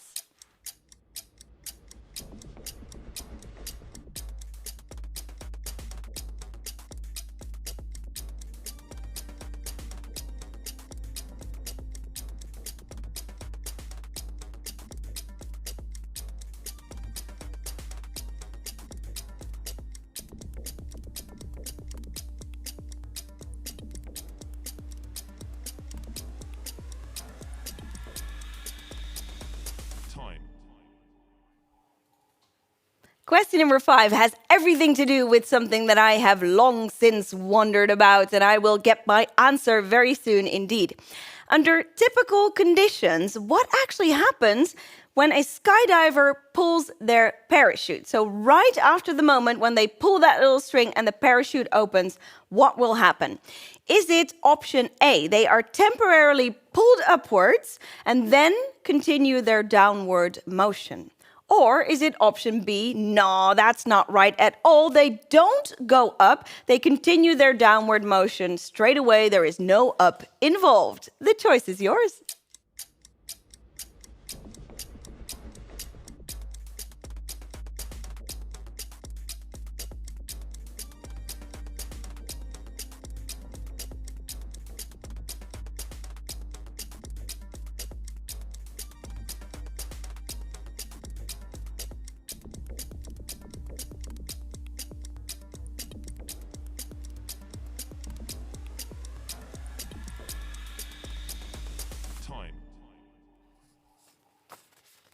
On to question number 6 we go, and this one has everything to do with eggs. Now we see some prime examples produced by a chicken, but my question has to do with very different animals altogether.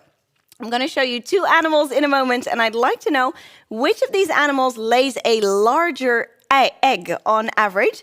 So that is not relative to its body size, but just in absolute terms, which animal lays a larger egg? Is that A, the alligator we see here? Is it B, the kiwi bird? So which of these 2 produces a larger egg, not relative to its body size, but just in general?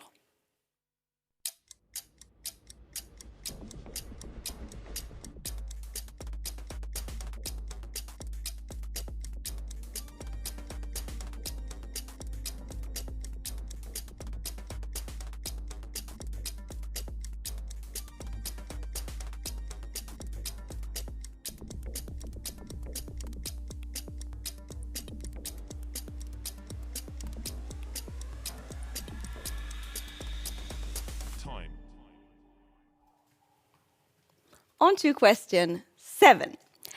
Tech company Siux Technologies singer Chagall and choreographer David Middendorp treated the king and the whole of the Netherlands to a really special performance on King's Day of this year. So King's Day is a national holiday in the Netherlands, and they did a really cool performance.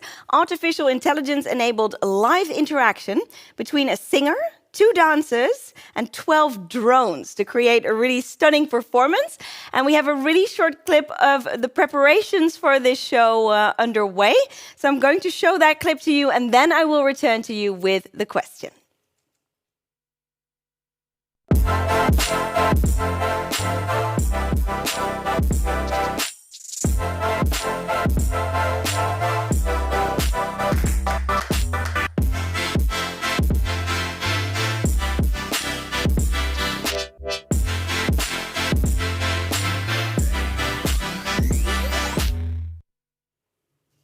Okie-doke, I hope you paid close attention to that beautiful video. What a gift to the king and his country, right? It was a really cool performance, and you can still check out clips from it online. The drones we saw in this stunning performance, which is why I say I hope you paid attention, were of a very specific type. They are King Kong ET-125 drones that were used. And my question for all you drone fans out there is, what are these drones specifically designed for? Are they A, racing drones, or are they option B, photography drones?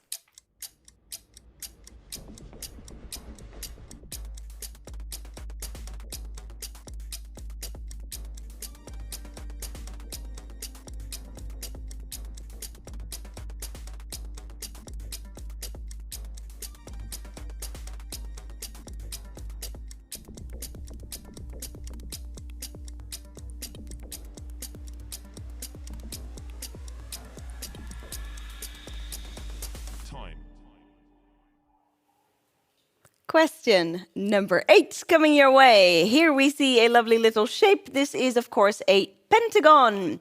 And what I'm interested in for the purposes of this question is its internal angle. Is that A, 108 degrees, or is it B, 120 degrees? Which is it, A or B?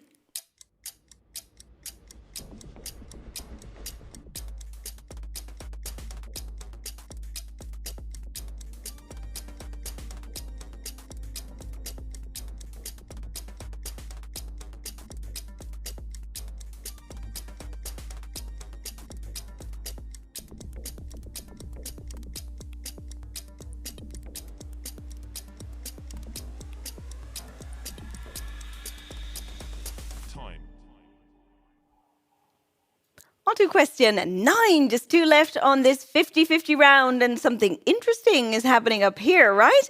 We see a little image, a little video looping up here, and I would like to know, what are we actually looking at? Of course, I have 2 options for you to choose from. Is this a satellite image that we're looking at? Or is it B, a microscopic image that we see here? So is it from way up on high or zoomed in way up close? Which is it? Is it satellite image or microscopic?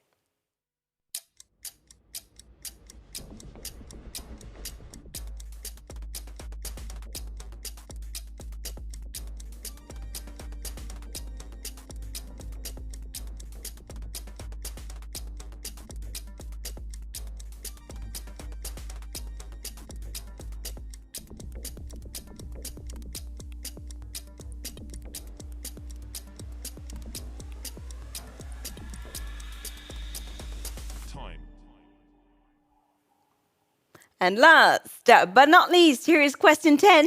We see an area marked in pink in this image here. What is it that we see? What have we marked here? Is this A, known as the Oort cloud, so the approximate position of the Oort cloud, or is this B, the Kuiper belt? So A for the Oort cloud or B for the Kuiper belt?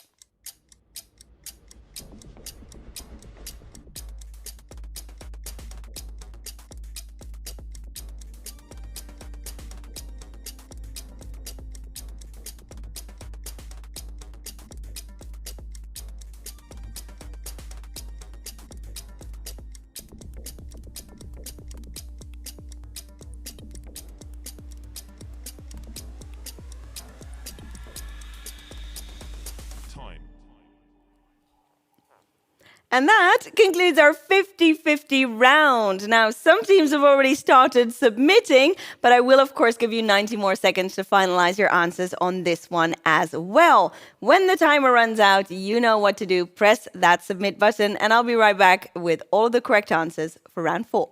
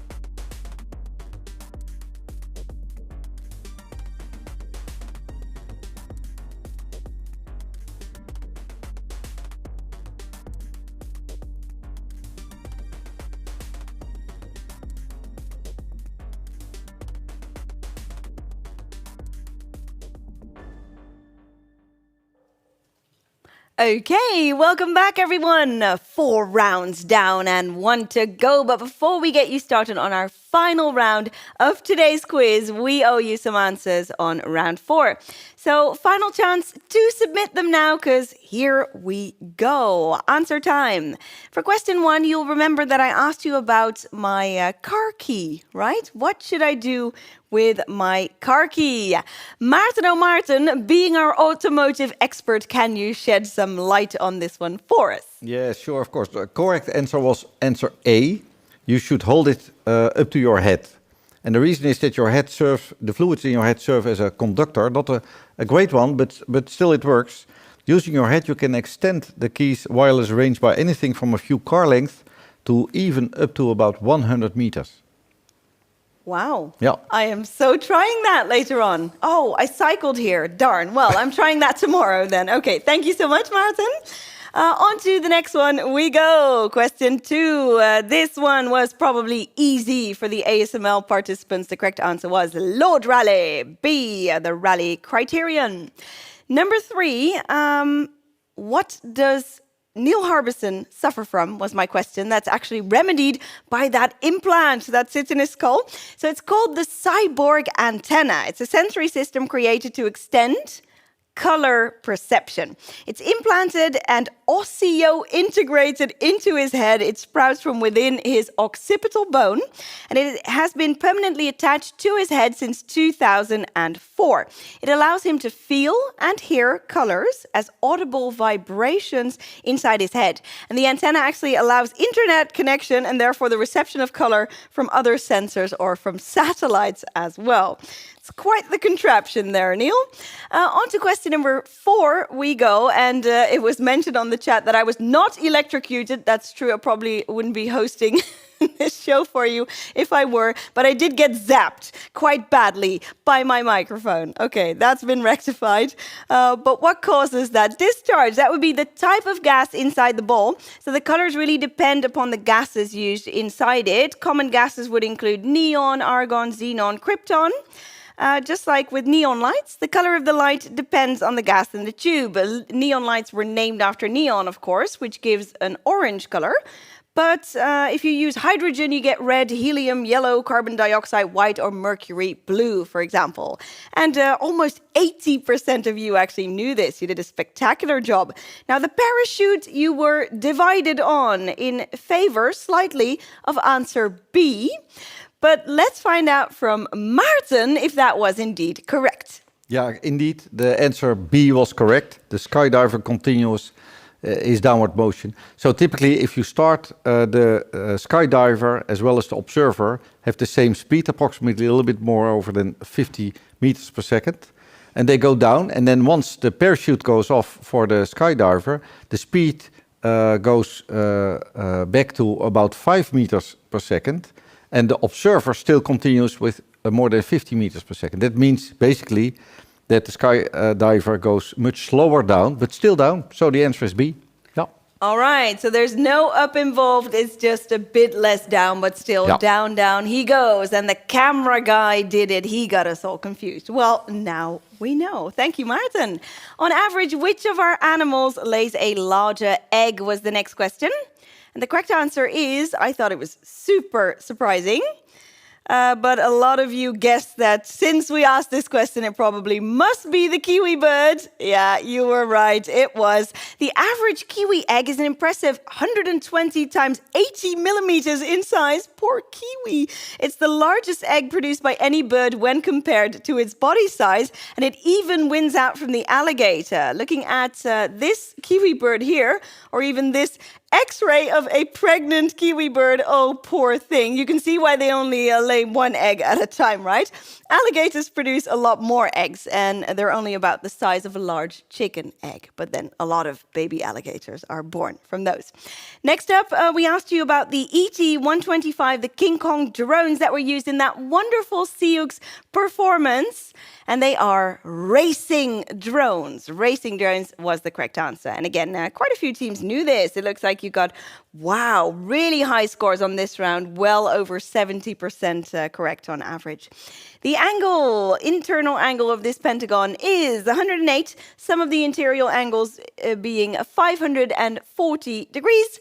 All sides are the same length, so yes, that would indeed give you 108. This, as somebody on the chat said, this is an X-ray of my stomach when I'm hungry, or an MRI, actually a scan of me when I'm hungry. I hope not. You may have a tapeworm in that case. The correct answer is this is a satellite image. What we see here is satellite imagery of a river meandering over a period of about 30 years. And you can see how much that changes. It's really quite fascinating to watch. And again, a lot of you knew that. Well done. And finally, what do we see here? We see the Kuiper belts. Now, the Oort cloud was first described in 1950 by Dutch astronomer Jan Oort. It's a theoretical concept of a cloud of predominantly icy planetesimals proposed to surround the sun at a distance ranging 2,000 to 200,000 astronomical units. But this one here, this fella, is definitely the Kuiper belt. Now, I'm getting a little update on the screen here. Yes, let's do a quick update before we move you into the final round then. Thank you, Edwin. So the top 5 after 4 rounds played is, in 5th place, Schrodinger's Stroopwafels, which is a TMC team back in the top 5. In 4th, it is team Schiemersma. In 3rd, it is Where Am I? MI Partners doing a fantastic job. Second place is for Fappy and his Dolphins, playing from Germany. And Croatia is still firmly in the lead. Comfortably Dumb is still leading, but will they still be leading after our final round? That is the question on everyone's mind. So let's solve it by actually playing that round. As you can see, we have dubbed it the numbers game. That is because all of the answers are numbers. I'll even give you those numbers. 0 up to 9 are the correct answers. You'll find them all on your answer sheet. And if you answer every one of our questions correctly, you should be using each number once and only once. So obviously you can use that to your advantage. If you come to a certain question and you think, boom, I know this one, this has to be the number 5, well, great, you can eliminate that as your answer for all of the other questions. So hopefully by the end of it, you'll have a good idea and you'll be able to solve the whole puzzle. How nice would that be? So let's get you started. Here comes the first question. To the nearest whole number, how many times can you fit the diameter of the Earth's moon into the diameter of the Earth? So how many times can you fit the moon's diameter into the Earth's diameter?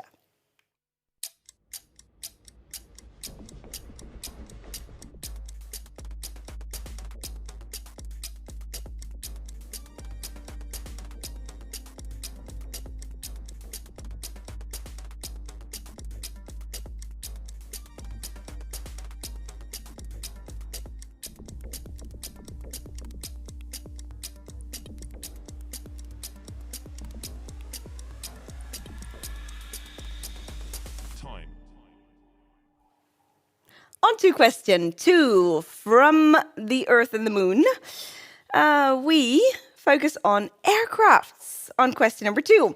The heaviest aircraft ever built to date has a maximum takeoff weight of an incredible 640 tons. It also has the largest wingspan of any aircraft in operational service. And my question to you is, how many engines power this impressive airplane? So, of course, first you have to figure out which one you think it is, and then have a good think on how many engines you believe power it. So the heaviest aircraft ever built to date, a maximum takeoff weight of 640 tons.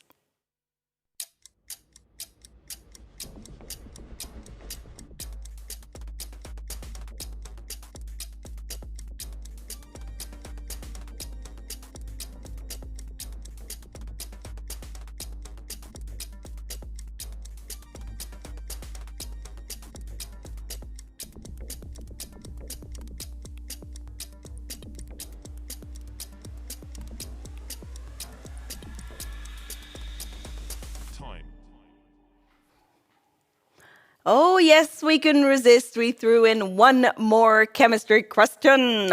How many chemical elements on the periodic table have a full name, and that is in the English language, of course, starting with a B, as in Bravo? So out of all of the elements on the periodic table, using the English spelling for them, of course, how many have full names beginning with a B?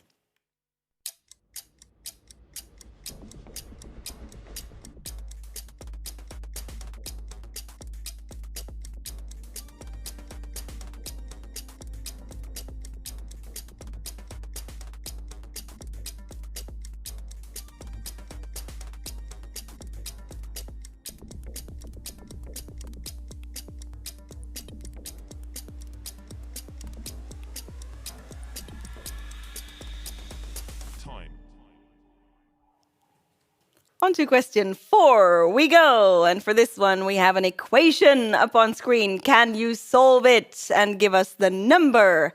That's actually up here. So if you solve this equation, what is the value we get?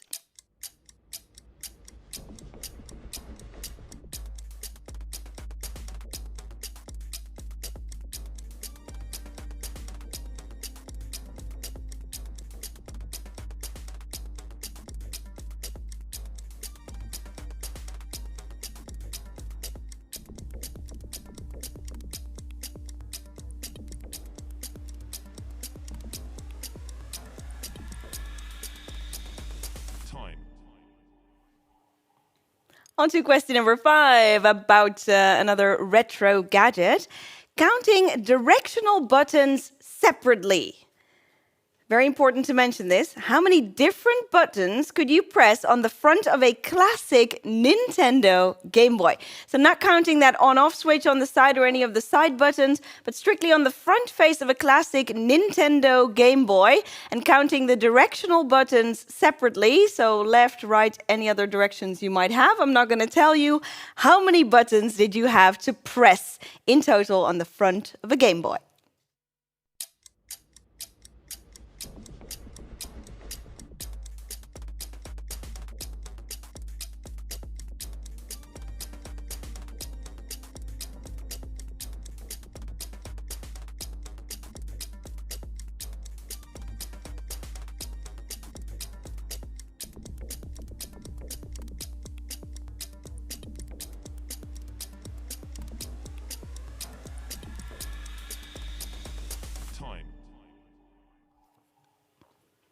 On to question 6, and for this one, we are going to discuss the humble octopus.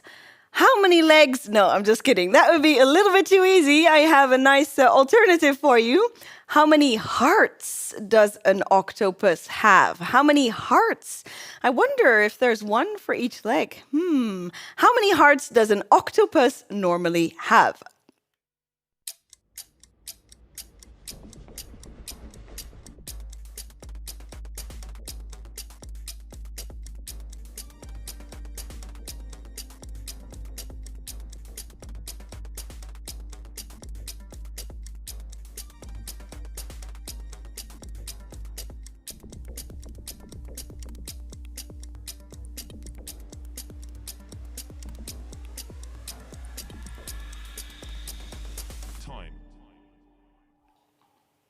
Question 7. A shape has a line of symmetry when the folded parts sit perfectly on top with all the edges matching. Here we see a square with its various lines of symmetry indicated. Now I'm going to give you a different shape altogether. The parallelogram. How many lines of symmetry does this parallelogram have? So how many lines of symmetry can be found in this parallelogram?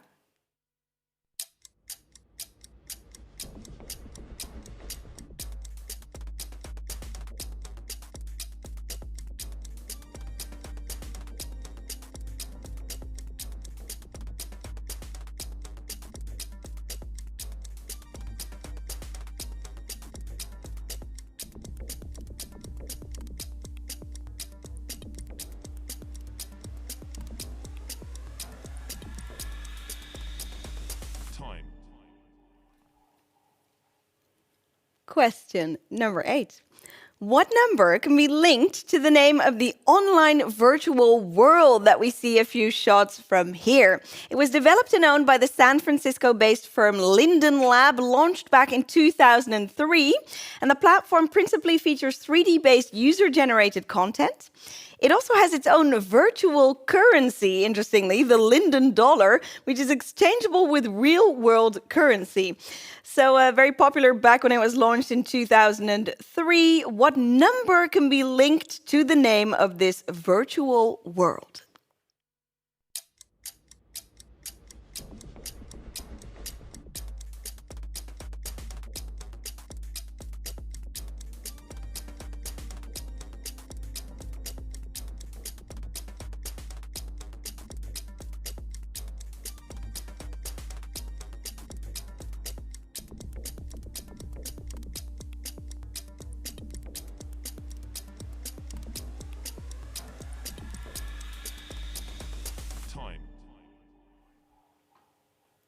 Question number 9. The Millennium Prize problems are a series of problems in mathematics that were stated by the Clay Mathematics Institute on May 24th of the year 2000.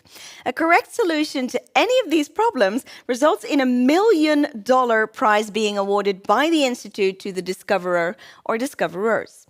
My question to you is this: to date, how many of these Millennium problems have been solved? So how many Millennium Prize problems have been solved so far?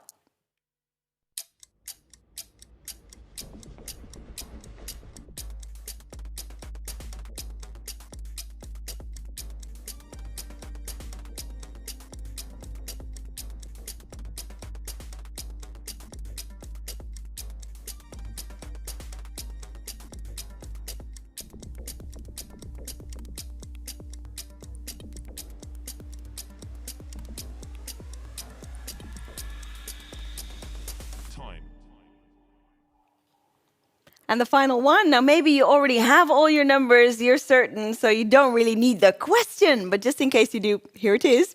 To date, this super heavy lift launch vehicle remains the only launch vehicle to carry humans beyond lower Earth orbit. As of 2021, it remains the tallest, the heaviest, and the most powerful rocket ever brought to operational status, and it holds records for the heaviest payload launched as well.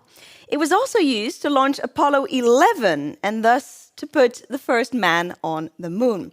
What number features in this rocket's name?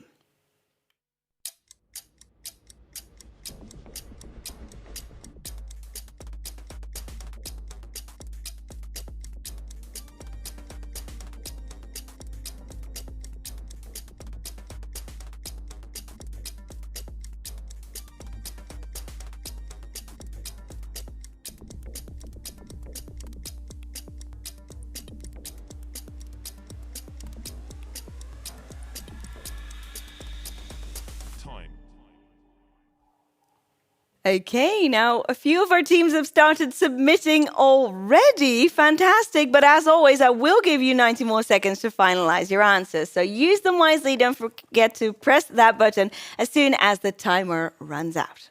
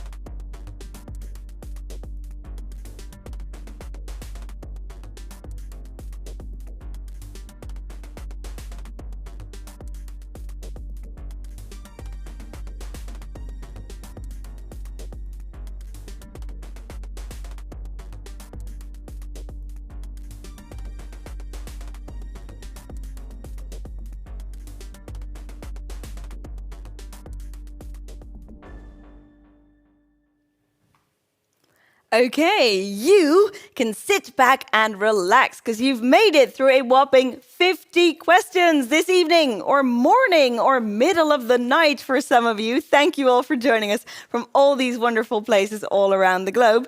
Let's find out how you did on that final round. Here's the first question. To the nearest whole number, how many times can you fit the moon's diameter into that of the Earth was the question. And the correct answer was 12,700 kilometers for the diameter of the Earth. And for the moon, it's 3,474, which gives us the answer 4.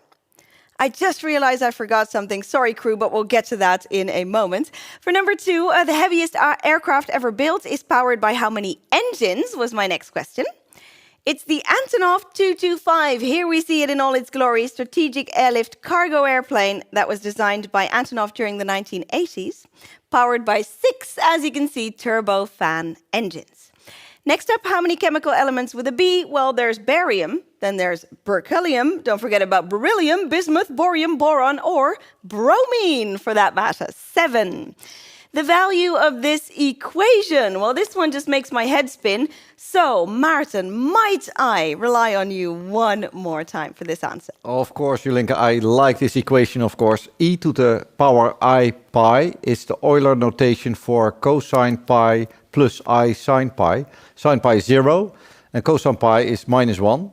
And the square root of 81 is either minus 9 or plus 9, times minus 1 means minus 9 or plus 9. Whatever you choose, if you take the absolute value, it is plus 9. So the answer is 9. 9. And of course, we didn't really have a minus 9, so that helps. But indeed, those value bars, I was told, make it plus 9, definitively. So 9 being the correct answer for question number 4. 4, we can move you on to question number 5, which was all about the Game Boy. How many buttons on a Game Boy? Well, here we have them. So there's an A, B, there's a select, there's a start, and then, of course, there's the directional pad, and we told you separate directional buttons there. Wow, many of you knew this. 70% of you got this right. So up, down, left, and right for a grand total of 8 buttons on the classic Game Boy. How many hearts does an octopus have? I am impressed. Well, over 70% of you got this one right as well, and I thought this was going to be super difficult. It's got a whopping 3 hearts. All right, octopus. Number 7, the parallelogram. Again, many teams figured this out. This was where you should have dropped that 0. There is no way you can fold this thing and get a line of symmetry. This is Second Life, the name of this virtual world. So obviously I was looking for the number 2. The Millennium Prize problems, there was just one that was solved so far, the Poincaré conjecture, which was solved in 2003 by Russian mathematician Grigory Perelman. He declined the prize money, actually. Oh, Grigory. Excellent work. Might have given it to us for some air conditioning in the studio, but well done, Grigory, on solving the one and only Millennium Prize problem to date. And that leaves just one answer. This is the Saturn V, the rather legendary Saturn V, which of course stands for 5. So that was the final number I was in search of. Really nice average score of 70% on this round. And I made a bit of a boo-boo because I was actually meant to show you some team photos. And I was all excited about sharing answers. So I hope, Anke, you'll forgive me and we can remedy that now. Thank you so much. Let's have a look at some more cool team pictures that were submitted, and then we'll see if we can have a look at a ranking, possibly. So here we see the Dublin Dolls playing from Ireland. 3 generations of the Dublin Dolls. Very nice. Welcome on the show. And VDL Parts joining us from the Netherlands. Looks like you're having a great time in the cafeteria or a space at work, possibly. It looks like you're having a lot of fun. Let's zoom in on some of these pictures here. Oh, Microcentrum. We know these guys joining us from the Netherlands. Quizzy McQuizface in the house, also from the Netherlands. Hey, guys. And FTL joining from Pakistan, from the Ukraine, and the United States. Always a very international team, FTL. On to our next photos we go. Who do we have here? This is Teamy McTeamface. There you go. Dreamwork makes the team work. Look at this fantastic. Wow, I bet that none of you are designers, right? But it's a really creative team photo. Thank you so much for submitting it, and I hope you had a great time.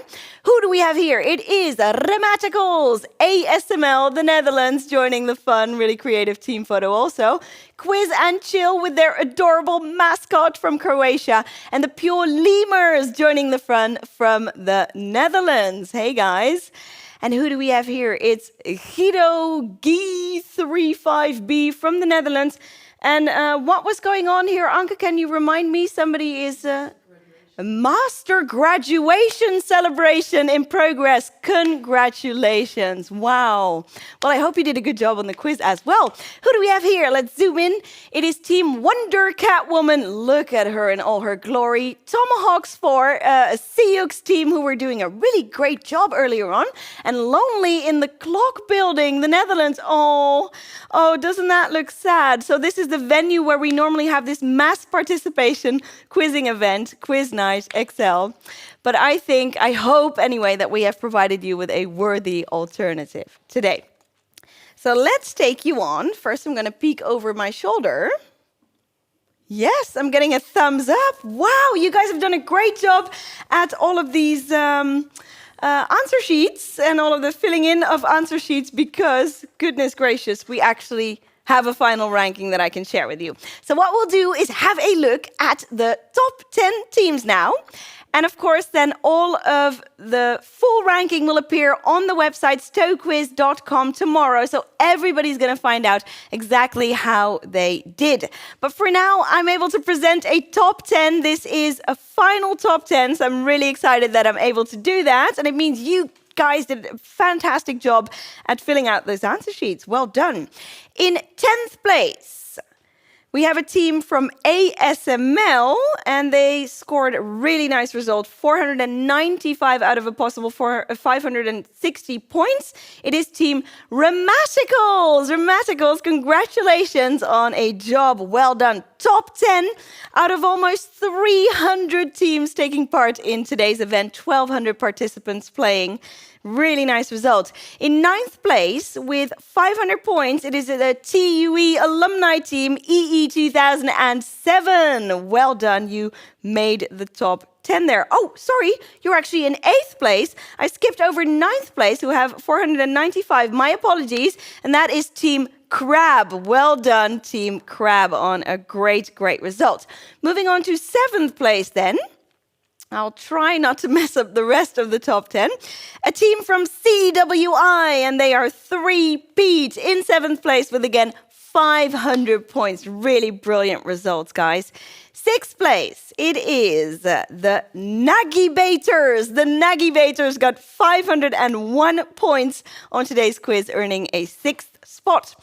5th place is a team of Yelamadasapa College alumni, and they are Hindu Ulidawara Sangha. I'm sure I mispronounced that completely, but I did my best. Great, great job. 5th place, you actually made the top 5 with a whopping 504 points. Wonderful work. 4th place, we have a team from TMC, and they are Schrodinger's Stroopwafels. They were going strong all night, and they managed to finish strong as well. 4th place, almost got that bronze medal there, 505 points. And that leaves our top 3. So the bronze medal then goes to MI Partners. And the team is Where Am I? And they got 509 points. Wow. I hope you hear the crowd going wild for you in the studio here. In 2nd place, a team from Germany. So many of the teams I mentioned were from the Netherlands. We had the Nagibators were actually from Latvia, Luxembourg, and the Netherlands. But now it is Deutschland, Germany, in 2nd place. It is Fappy and his Dolphins, 510 points. Congratulations. The silver medal goes to you. And the gold medal goes to, will it be Croatia, or have they dropped out of the top 10 altogether? No, they haven't. It is Croatia. The team is comfortably dumb, and they scored a spectacular 530 points. Wow. Wow, you guys. Now the crowd is really going insane. Wonderful work, Croatia. Congratulations. I hope you enjoyed the quiz, but I assume you must have with a result like that. So this is where you'll be able to find the full ranking for today's quiz. It's going to go up on the website tomorrow at the latest. You'll be able to see a full overview and compare yourself to close to 300 teams joining in the fun. And with that, we've pretty much arrived at the finish line, ladies and gentlemen. A massive thank you is owed to the Dutch Technology Week for making us part of their program for the 10th year in a row. Can you believe it? This is the 10-year anniversary of the Dutch Technology Week.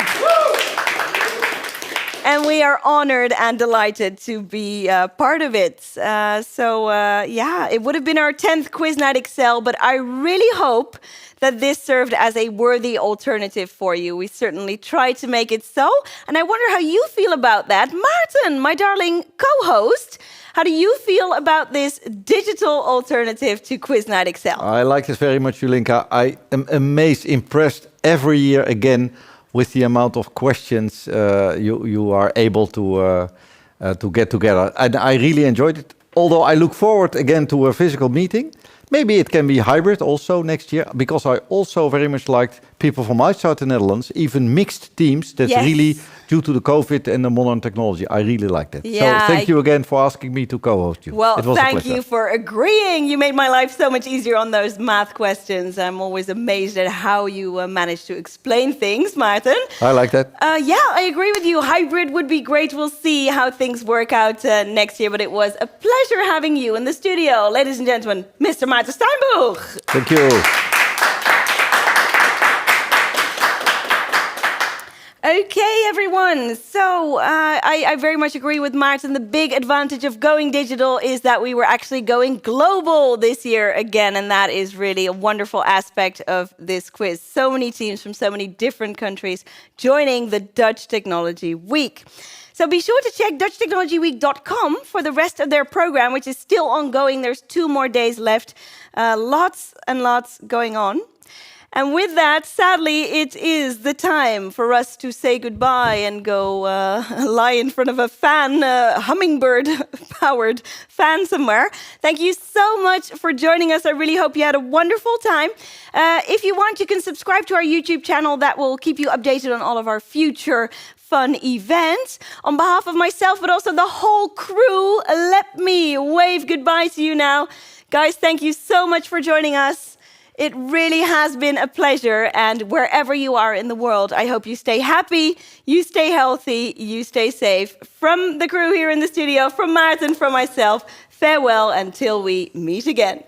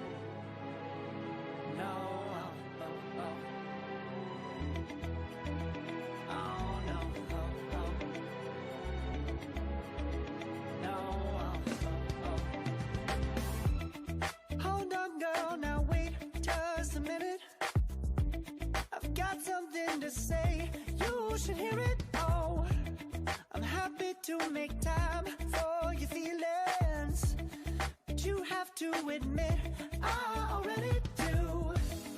Let's just break it down to you and me uptown, dancing all around till the disco ball pops. But I have to be me, and everyone can see your anger is misplaced. And I'm gonna tell ya, don't hate me 'cause I get attention. Don't turn me into what I'm not. I have to be me 24/7, and I ain't never gonna stop. No, no, no, no. No, no, no, no. Oh, no, no, no. No, oh, oh, oh. And I ain't never gonna stop. Come on. Listen to me. I've tried so many times to tell you this is as good as I can be. Why isn't it enough to be faithful and also be the hit of the party? Let's just break it down to you and me uptown, dancing all around till the disco ball pops. But I have to be me, and everyone can see your anger is misplaced. And I'm gonna tell you, don't hate me 'cause I get attention.